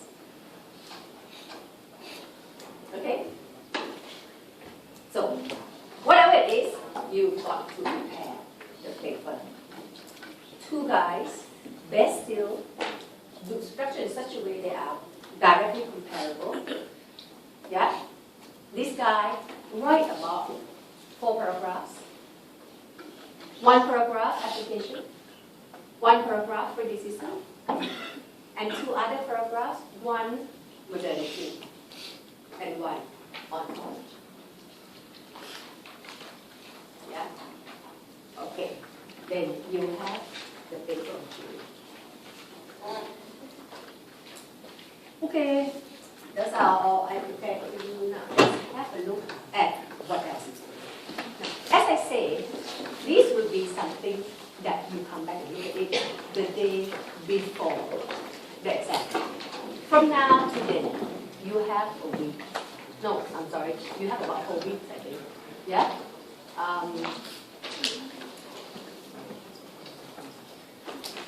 I'm going to be away celebrating my splashing New Year.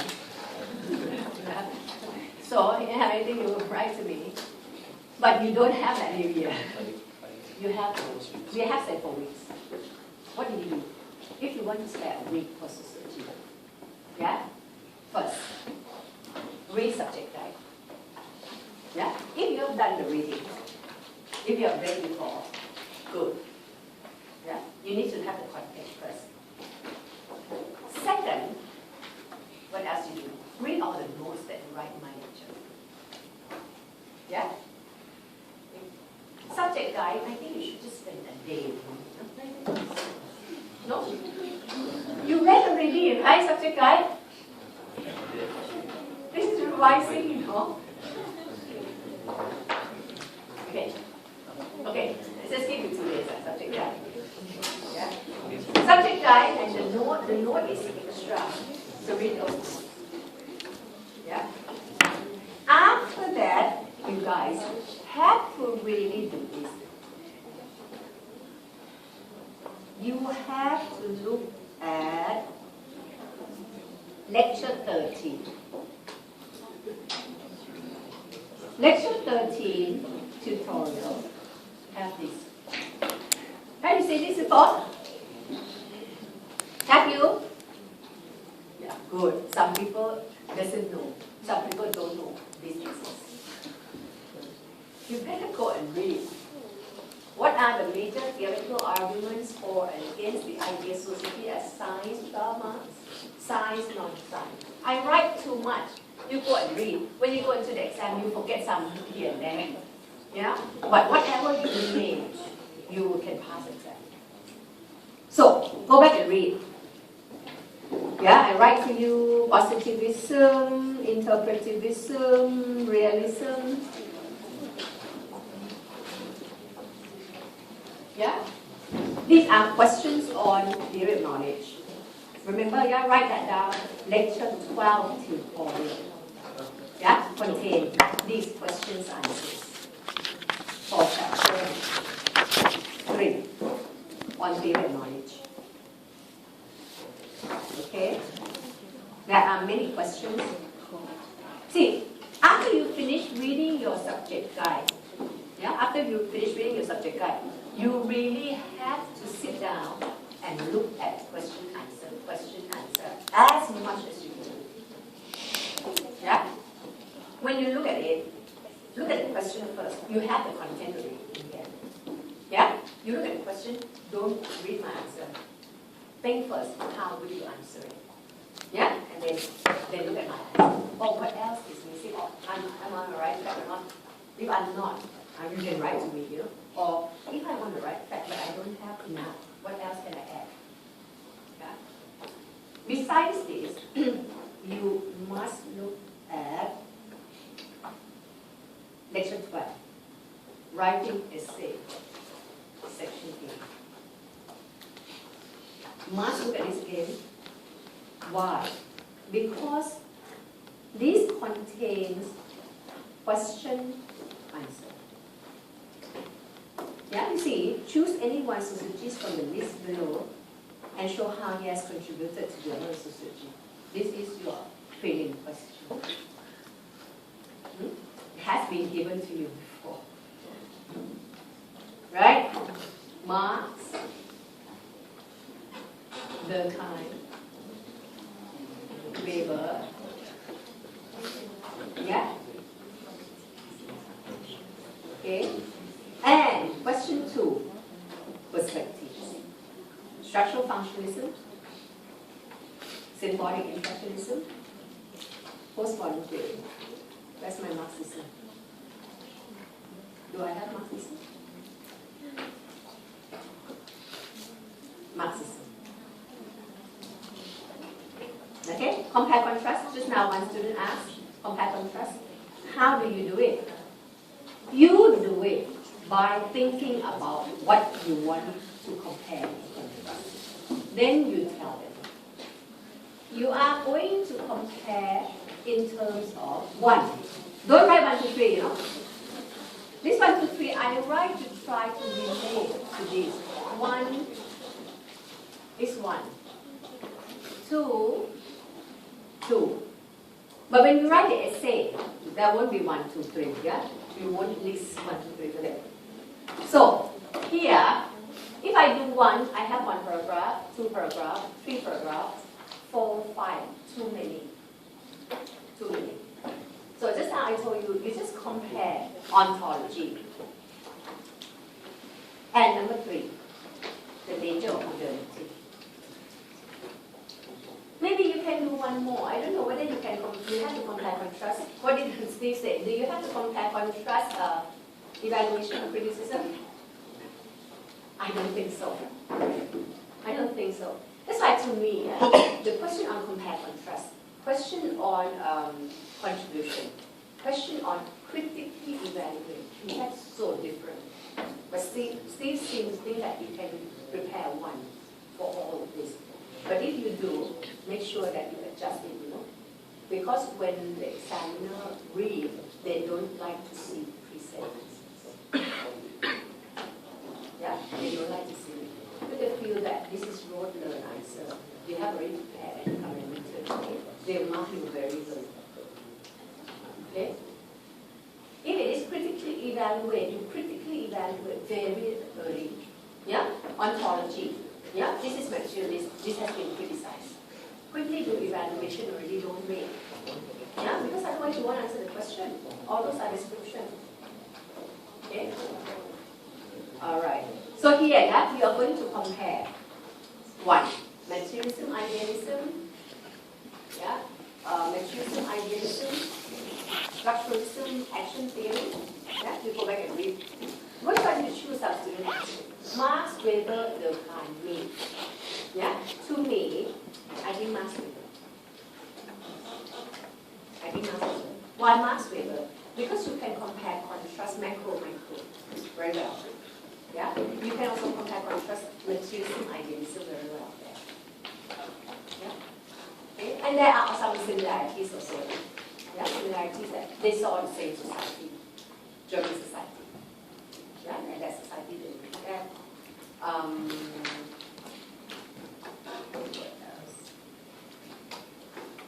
Yeah, more the differences actually. Okay. Process of change, don't write, hard to write. Hard to write. This one, you just keep it in case they really force you to write about social change, yeah? Compare social change. You have to write that. This part is hard to write.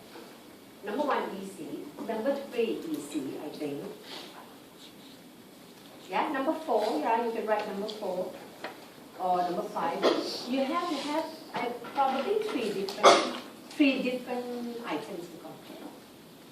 3 different paragraphs. Yeah, 1 item in 1 paragraph. Okay, conclusion. They ask for similarities and differences. Conclude by I have shown you similarities and differences. Okay.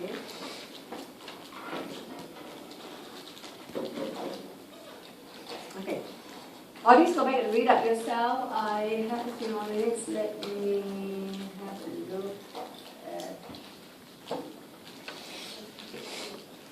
Besides lecture 12 on science, then have to go back and read carefully because question answer.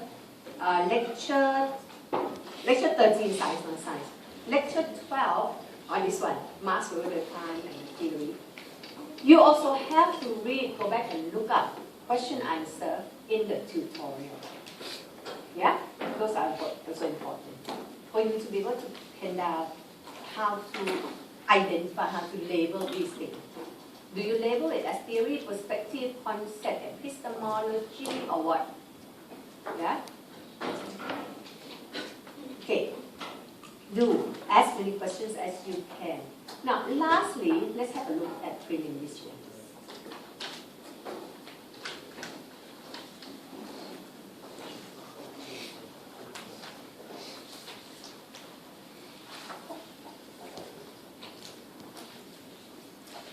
Prelim won't appear in the exam. Yeah, it won't. Most, I haven't seen like prelim come up in the exam. Okay. But actually, the same kind of question asked every year. Don't you think so? Oh wait, another one forgot to remind you. Lecture 21. Lecture 21 got a lot of questions answered. Yeah, because I have done like 3 years exam questions, right? Zone A, Zone B. So altogether, you have something like 7 or 8 papers, question, answer, questions. Do those as many times as you can. Yeah. So this one here is just another exercise. Yeah, not as important because probably it won't be. Right. Okay. So you just have to be familiar with it. Look, yeah. It says this. You have to try to be able to understand the things in the box. Because it hints at something. People think they act as they do. Not because they are bound to follow unvarying rules. But because they have needs, values, interests, and intentions. That simple fact means that while some form of sociological research look rather like the work of chemists or physicists, for sociologists, there is always a further step to take. Our notion of explanation does not stop in identifying regular patterns of social action. It requires that we understand. You understand this, right? Do you? You don't understand? Read one more time. Read second time, you don't understand, don't read the pieces. Serious. Read another time, yeah. Serious. You understand it better, like, you don't sometimes don't say too much. Yeah? Because you may not exactly mean it. It says, people think they act as we do. People think that we act the way we want. Yeah? Not because there are rules, but because we act to follow beliefs, values, interests, and intention.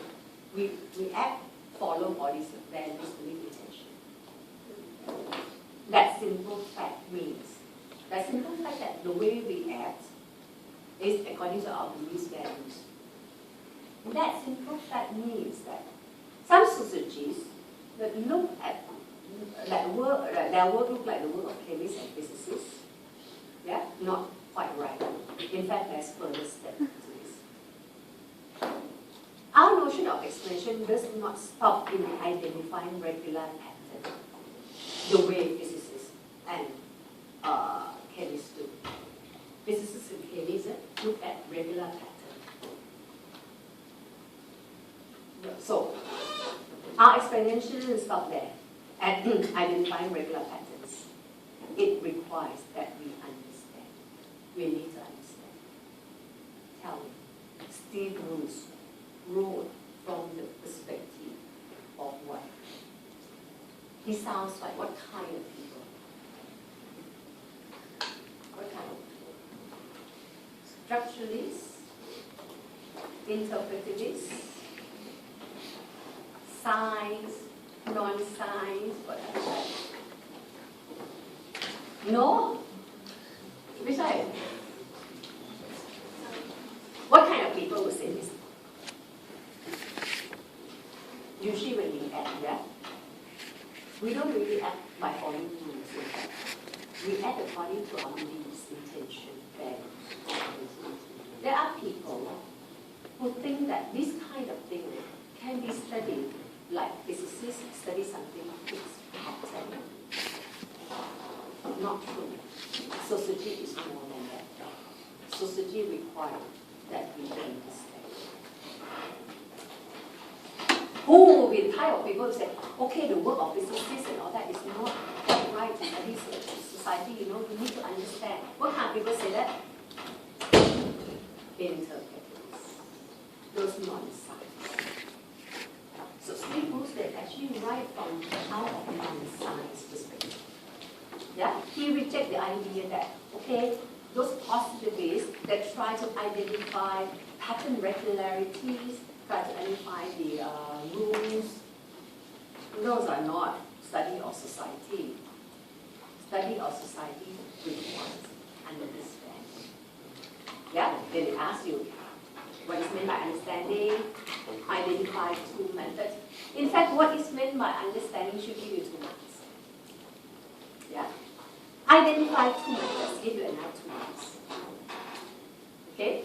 Identify means just point out, you don't have to write why. 1, 2. That is identify. Number 3, what are the key differences between the study of nature and the study of society? This one is big. This one altogether 10 marks. Yeah? This one will be something like 6 marks. But you know they don't want to split this into small marks. Because when they split into small marks, it's easier for you to score. Yeah? Because like, this one got 2 marks already. Yeah? If you get it right. This one, what is meant by understanding? If they say 2 marks, probably they'll give you 1 mark or 1.5 marks. You know? Then they say, okay, I don't want. I want to know whether you understand epistemology. Then they say, okay, 10 marks. If you reach the top, the peak, you get 10 marks. Yeah, and when you're just halfway through, you get 50%. Yeah, so they look at it that way. Right, later I have the answers for you. I didn't write full answer, I just tell you what they expect to see. Number B, you've been asked to carry out a series of unstructured interviews into attitude towards crime in a small community. Yeah? That one we ask every time. Okay, this one, go back and do it yourself. Number C.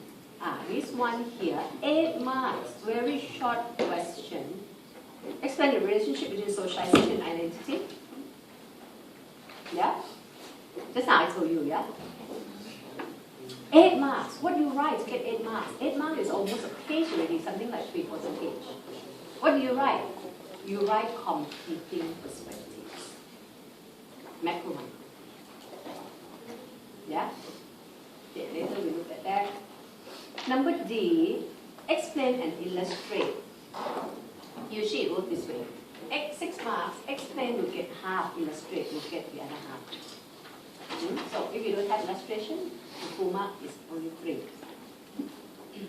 Okay, number E, outline contribution. Next one is done.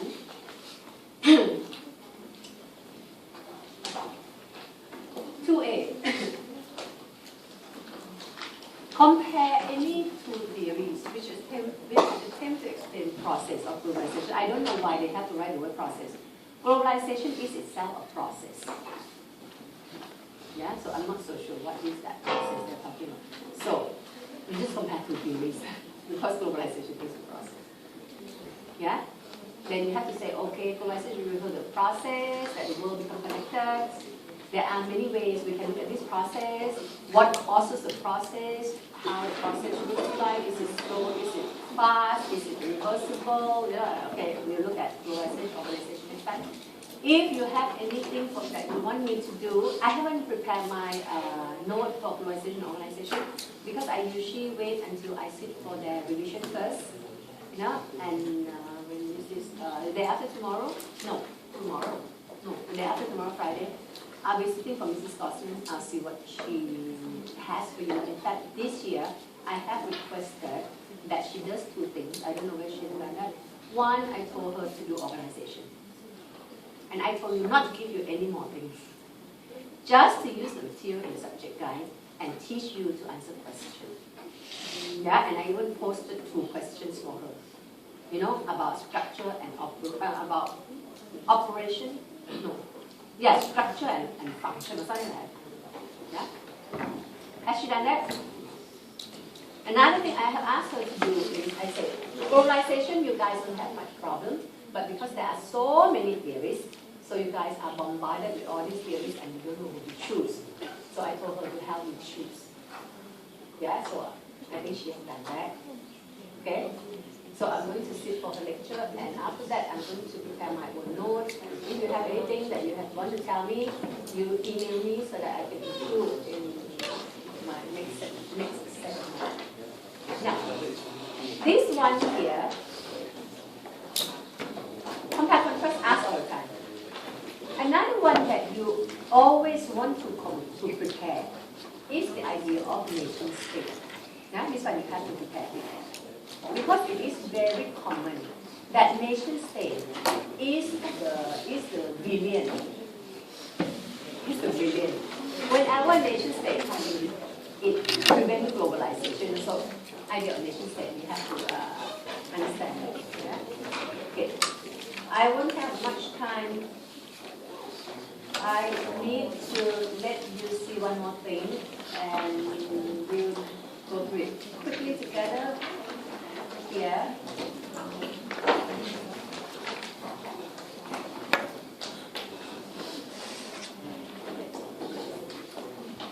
Yeah, what is meant by understanding? Understanding what means perception about people's beliefs, values, interests, intentions.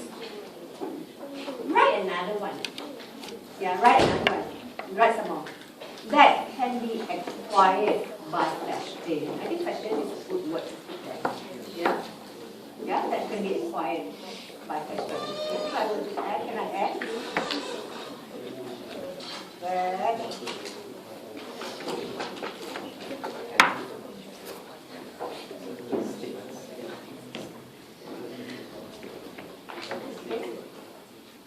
That can be acquired by flashing. 2 methods.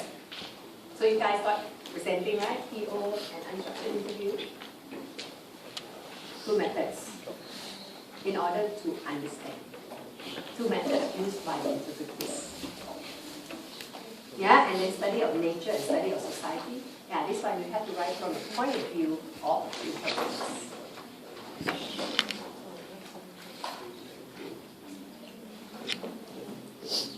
Okay. You have been asked to carry out a series of unstructured interview into attitude towards crime. Yeah? Structured interview, unstructured. Preset, no preset.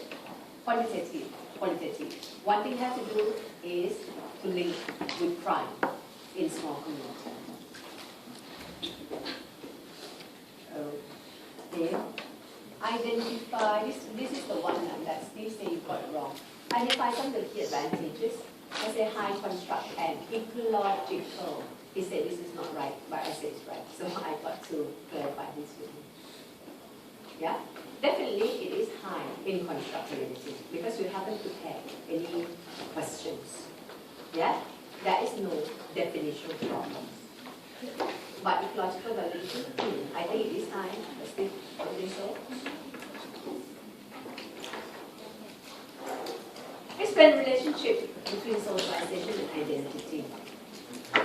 You need to tell them, you know what is socialization, you know what is identity, you know the connection between the two. You need to show them, you know what is socialization, what is identity, and relationship between the two.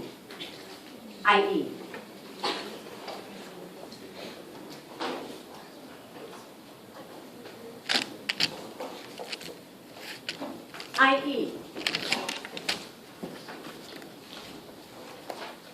socialization is the process in which we obtain our identity. Yeah? That is your opening answer. That is your question. Yeah? They ask, what is the relationship? The relationship is such that socialization allows us to obtain our identity. You start that way, and then you elaborate. You know the answer, this is about how many marks? This is 8 marks, yeah? Yeah? You try as fast as possible to locate the key answer. The key answer is that socialization allows us to obtain our identity. And then you elaborate how.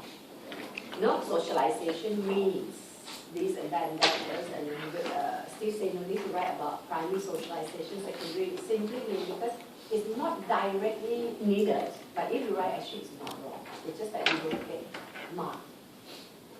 Yeah? But I tell you, if you've got nothing to write, you will write those. Yeah? But then, in the other stages, you don't have to write all 3 stages. Then you can give an example. The first and most important stage of socialization is that for primary socialization. For 10 marks, I told you just now, yeah? 8 marks, you need to have themes. You want to bring in a competing perspective of Parkinson for it to work 8 marks.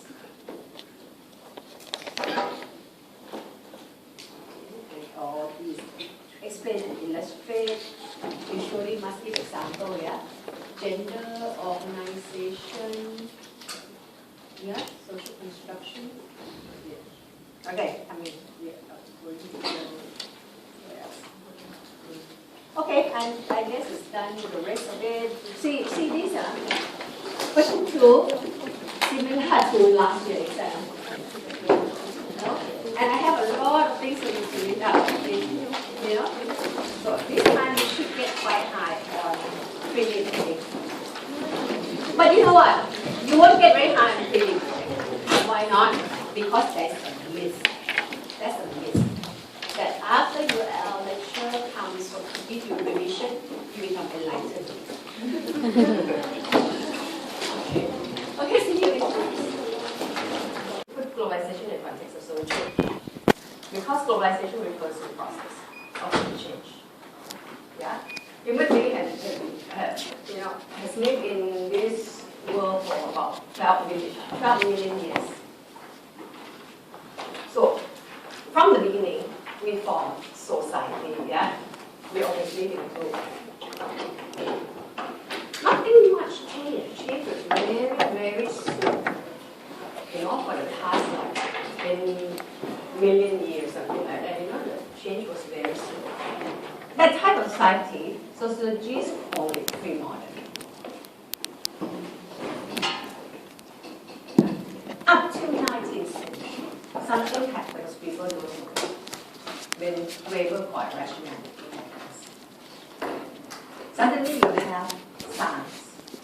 Suddenly we have industry. Suddenly the whole society changed into something we call modern. Yeah? So the process that brought about change from pre-modern to modern, we call it industrialization or industrial revolution, because it's a big turnover, revolution, revolving the whole round. Everything changed. So many things has changed. The economy has changed, politics has changed, knowledge has changed, family has changed, religion has changed, the media communication has changed, organization has changed, everything changed. There is a chance that they ask you for what is pre-modern, what is modern. Yeah, they may ask you, or in some way, you may have to write a problem. If you want to write just one line, write the economy. If 2 lines, write knowledge. If 3 lines, write politics. Yeah? You won't need to write any more than that. Yeah? If there is a question, always modernity, it will be like 2 marks. Yeah? But sometimes you want to describe, like, in general, modernity, this is it. Then pre-modern has given way to modern way of living. What is modernity? You need to be able to define it, yeah? It refers to social patterns associated with industrial society around the 19th to 20th century. This is the period when Max Weber and Kant came and gave us the idea of what is modernity. They have different interpretations. They like to use the word interpretation. How do they interpret modernity differently? Yeah, modernity lasts for about 150 years, kind of. Yeah, not very long. See, from the 19th century, society changed very quickly, as compared to the periods earlier. And now, after the 60s, we have another type of society. Some sociologists call it postmodern. Post, after modern. But some people say, no, we are not living in postmodern, we are actually still living in modernity because modernity has not ended. We don't have a break between modern and postmodern. We don't have modern. We don't have postmodern. Somebody who said that is Giddens. The other say we don't have postmodern. So you then label it as high modernity or late modernity. Whatever it is, you can call it post-high or late. The features of modern and postmodern are quite different. Yeah, here we have more. Capitalism is there, but something added on to it. You have IT, you have science, you have mass media becoming very important. Yeah, driver of postmodern world. And the process that has changed, modern to postmodern, we have information revolution. Another very important process is globalization, and that is our discussion of today as well, section B. Globalization. What is it? I didn't write for you, write it down. It refers to the process. Write that down.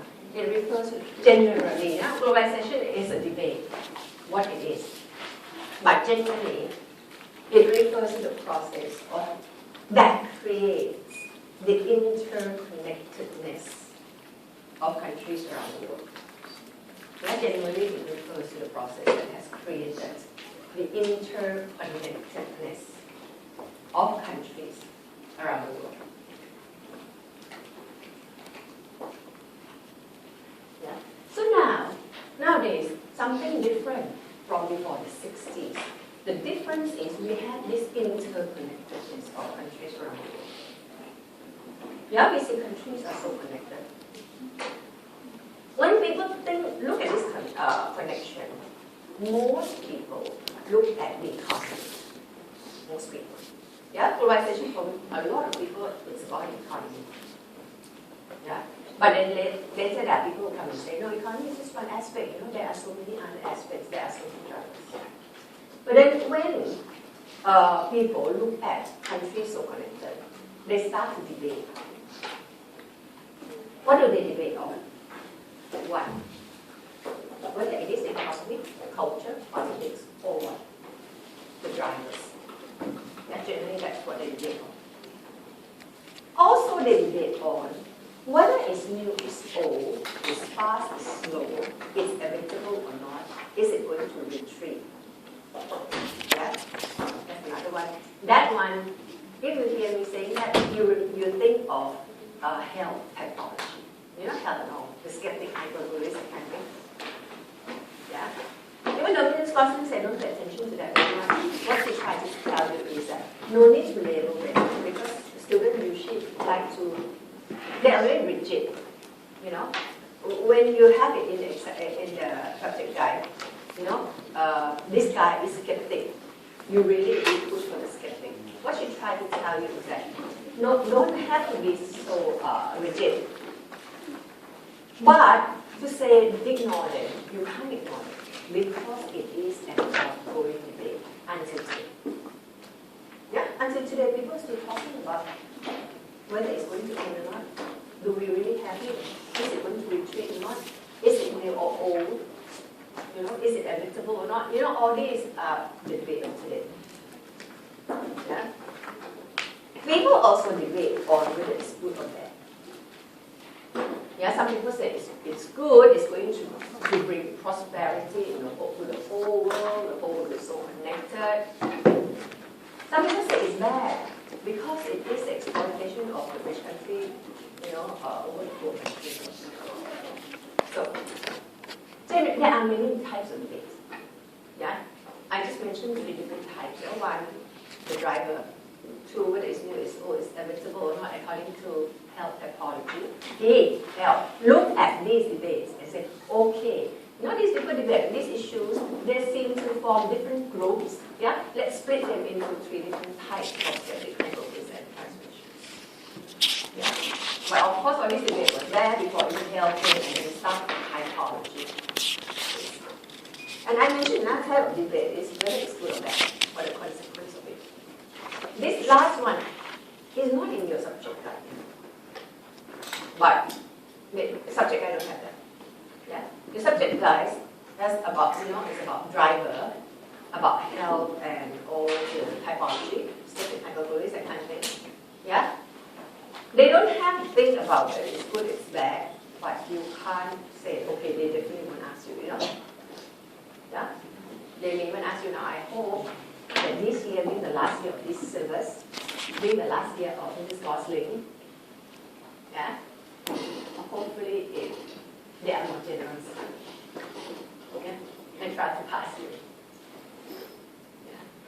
Now, having said that, please don't ignore all those things that Mrs. Gosling gave you in the revision. Yeah. Normally, it doesn't show up in the exam, normally.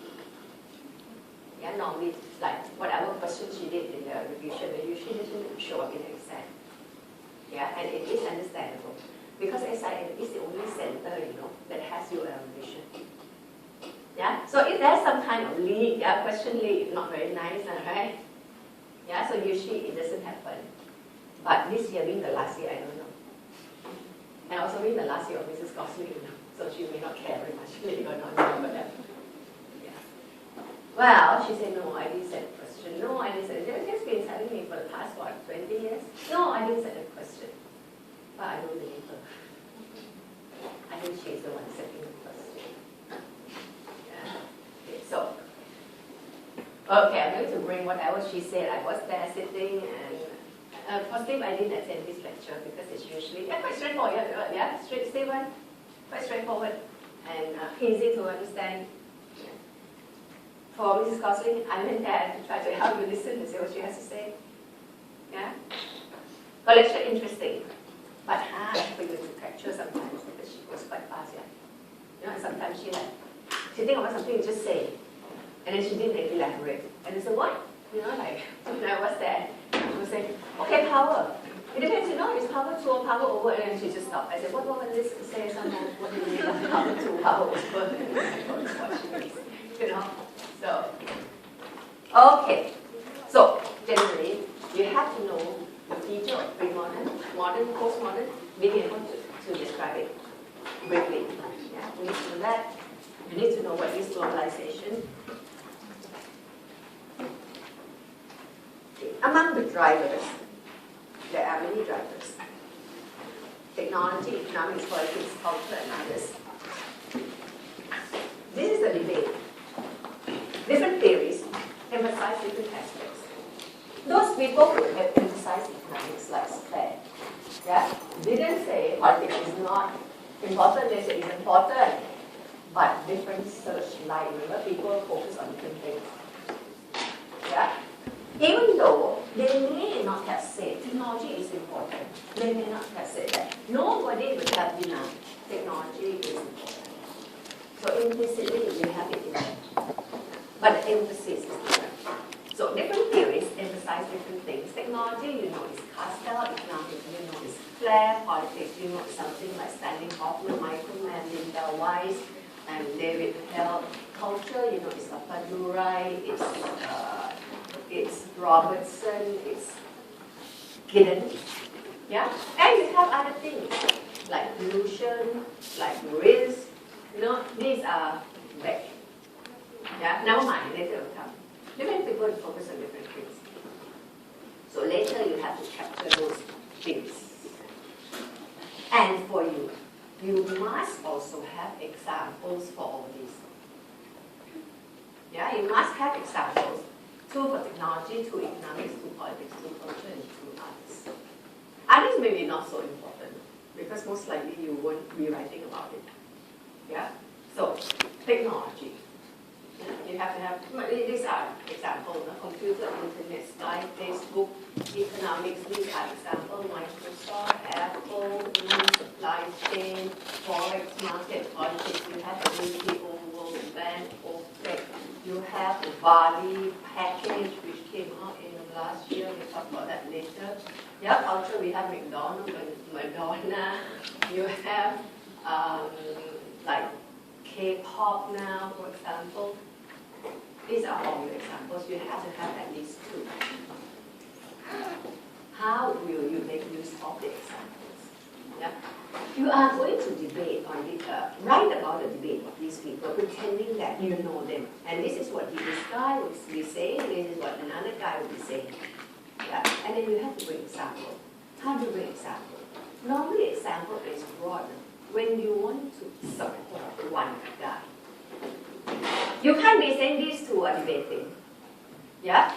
And to me, if you use example for both, it's kind of weird because if this guy said economy is important, now you can say, okay, this guy said economy is important.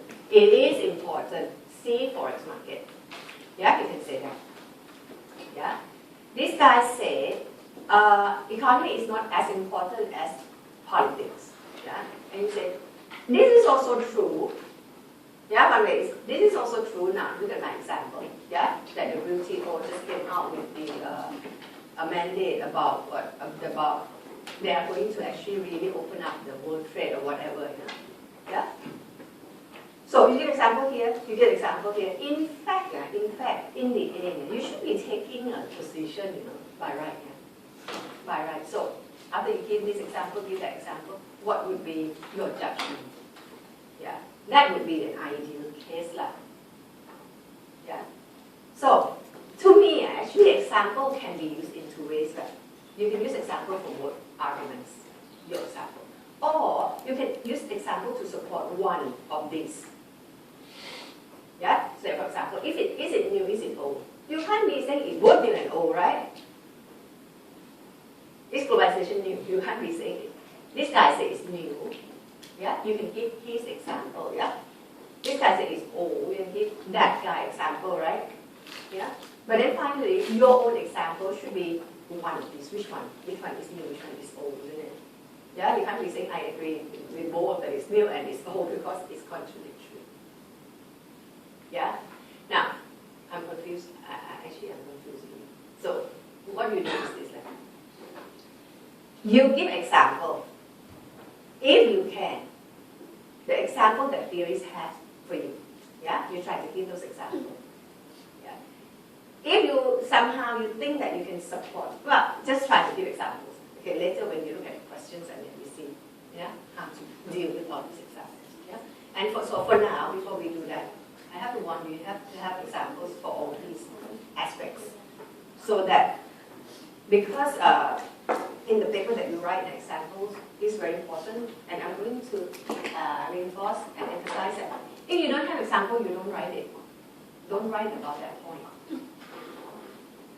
Yeah, I heard Ms. Gosling keep saying public sentence, elaboration, illustration. Right? She kept saying that, yeah, public sentence, elaboration, we explain the public sentence, and then illustrate, we give examples. If you don't have examples, what you do? You don't write that point. Yeah, means you don't have anything to say. Yeah, except that if I don't write it, I got nothing to write. Yeah, then you're forced to write that point and that you don't have examples. Because if you don't have examples, it simply doesn't impress very much. And I told you, everything you write, you want to impress them, yeah? Because you want to score one, yeah? So you try to choose something, then you can write that and write. Okay, now, we have theories. There are so many of them. Then I said, let's select. Let's choose few. I have chosen for you altogether probably 8 or maybe 10. You don't have to follow me. It depends on which one you like better. Yeah, which one some people that can read more and know more than me even. Now, let me tell you one thing. Your markers, they are no expert for globalization or organization. They are not expert. Yeah? They probably know as much as the syllabus. Yeah, because there are so many, and some of the markers are just like ITA, teaching assistant, maybe a PhD student. They may be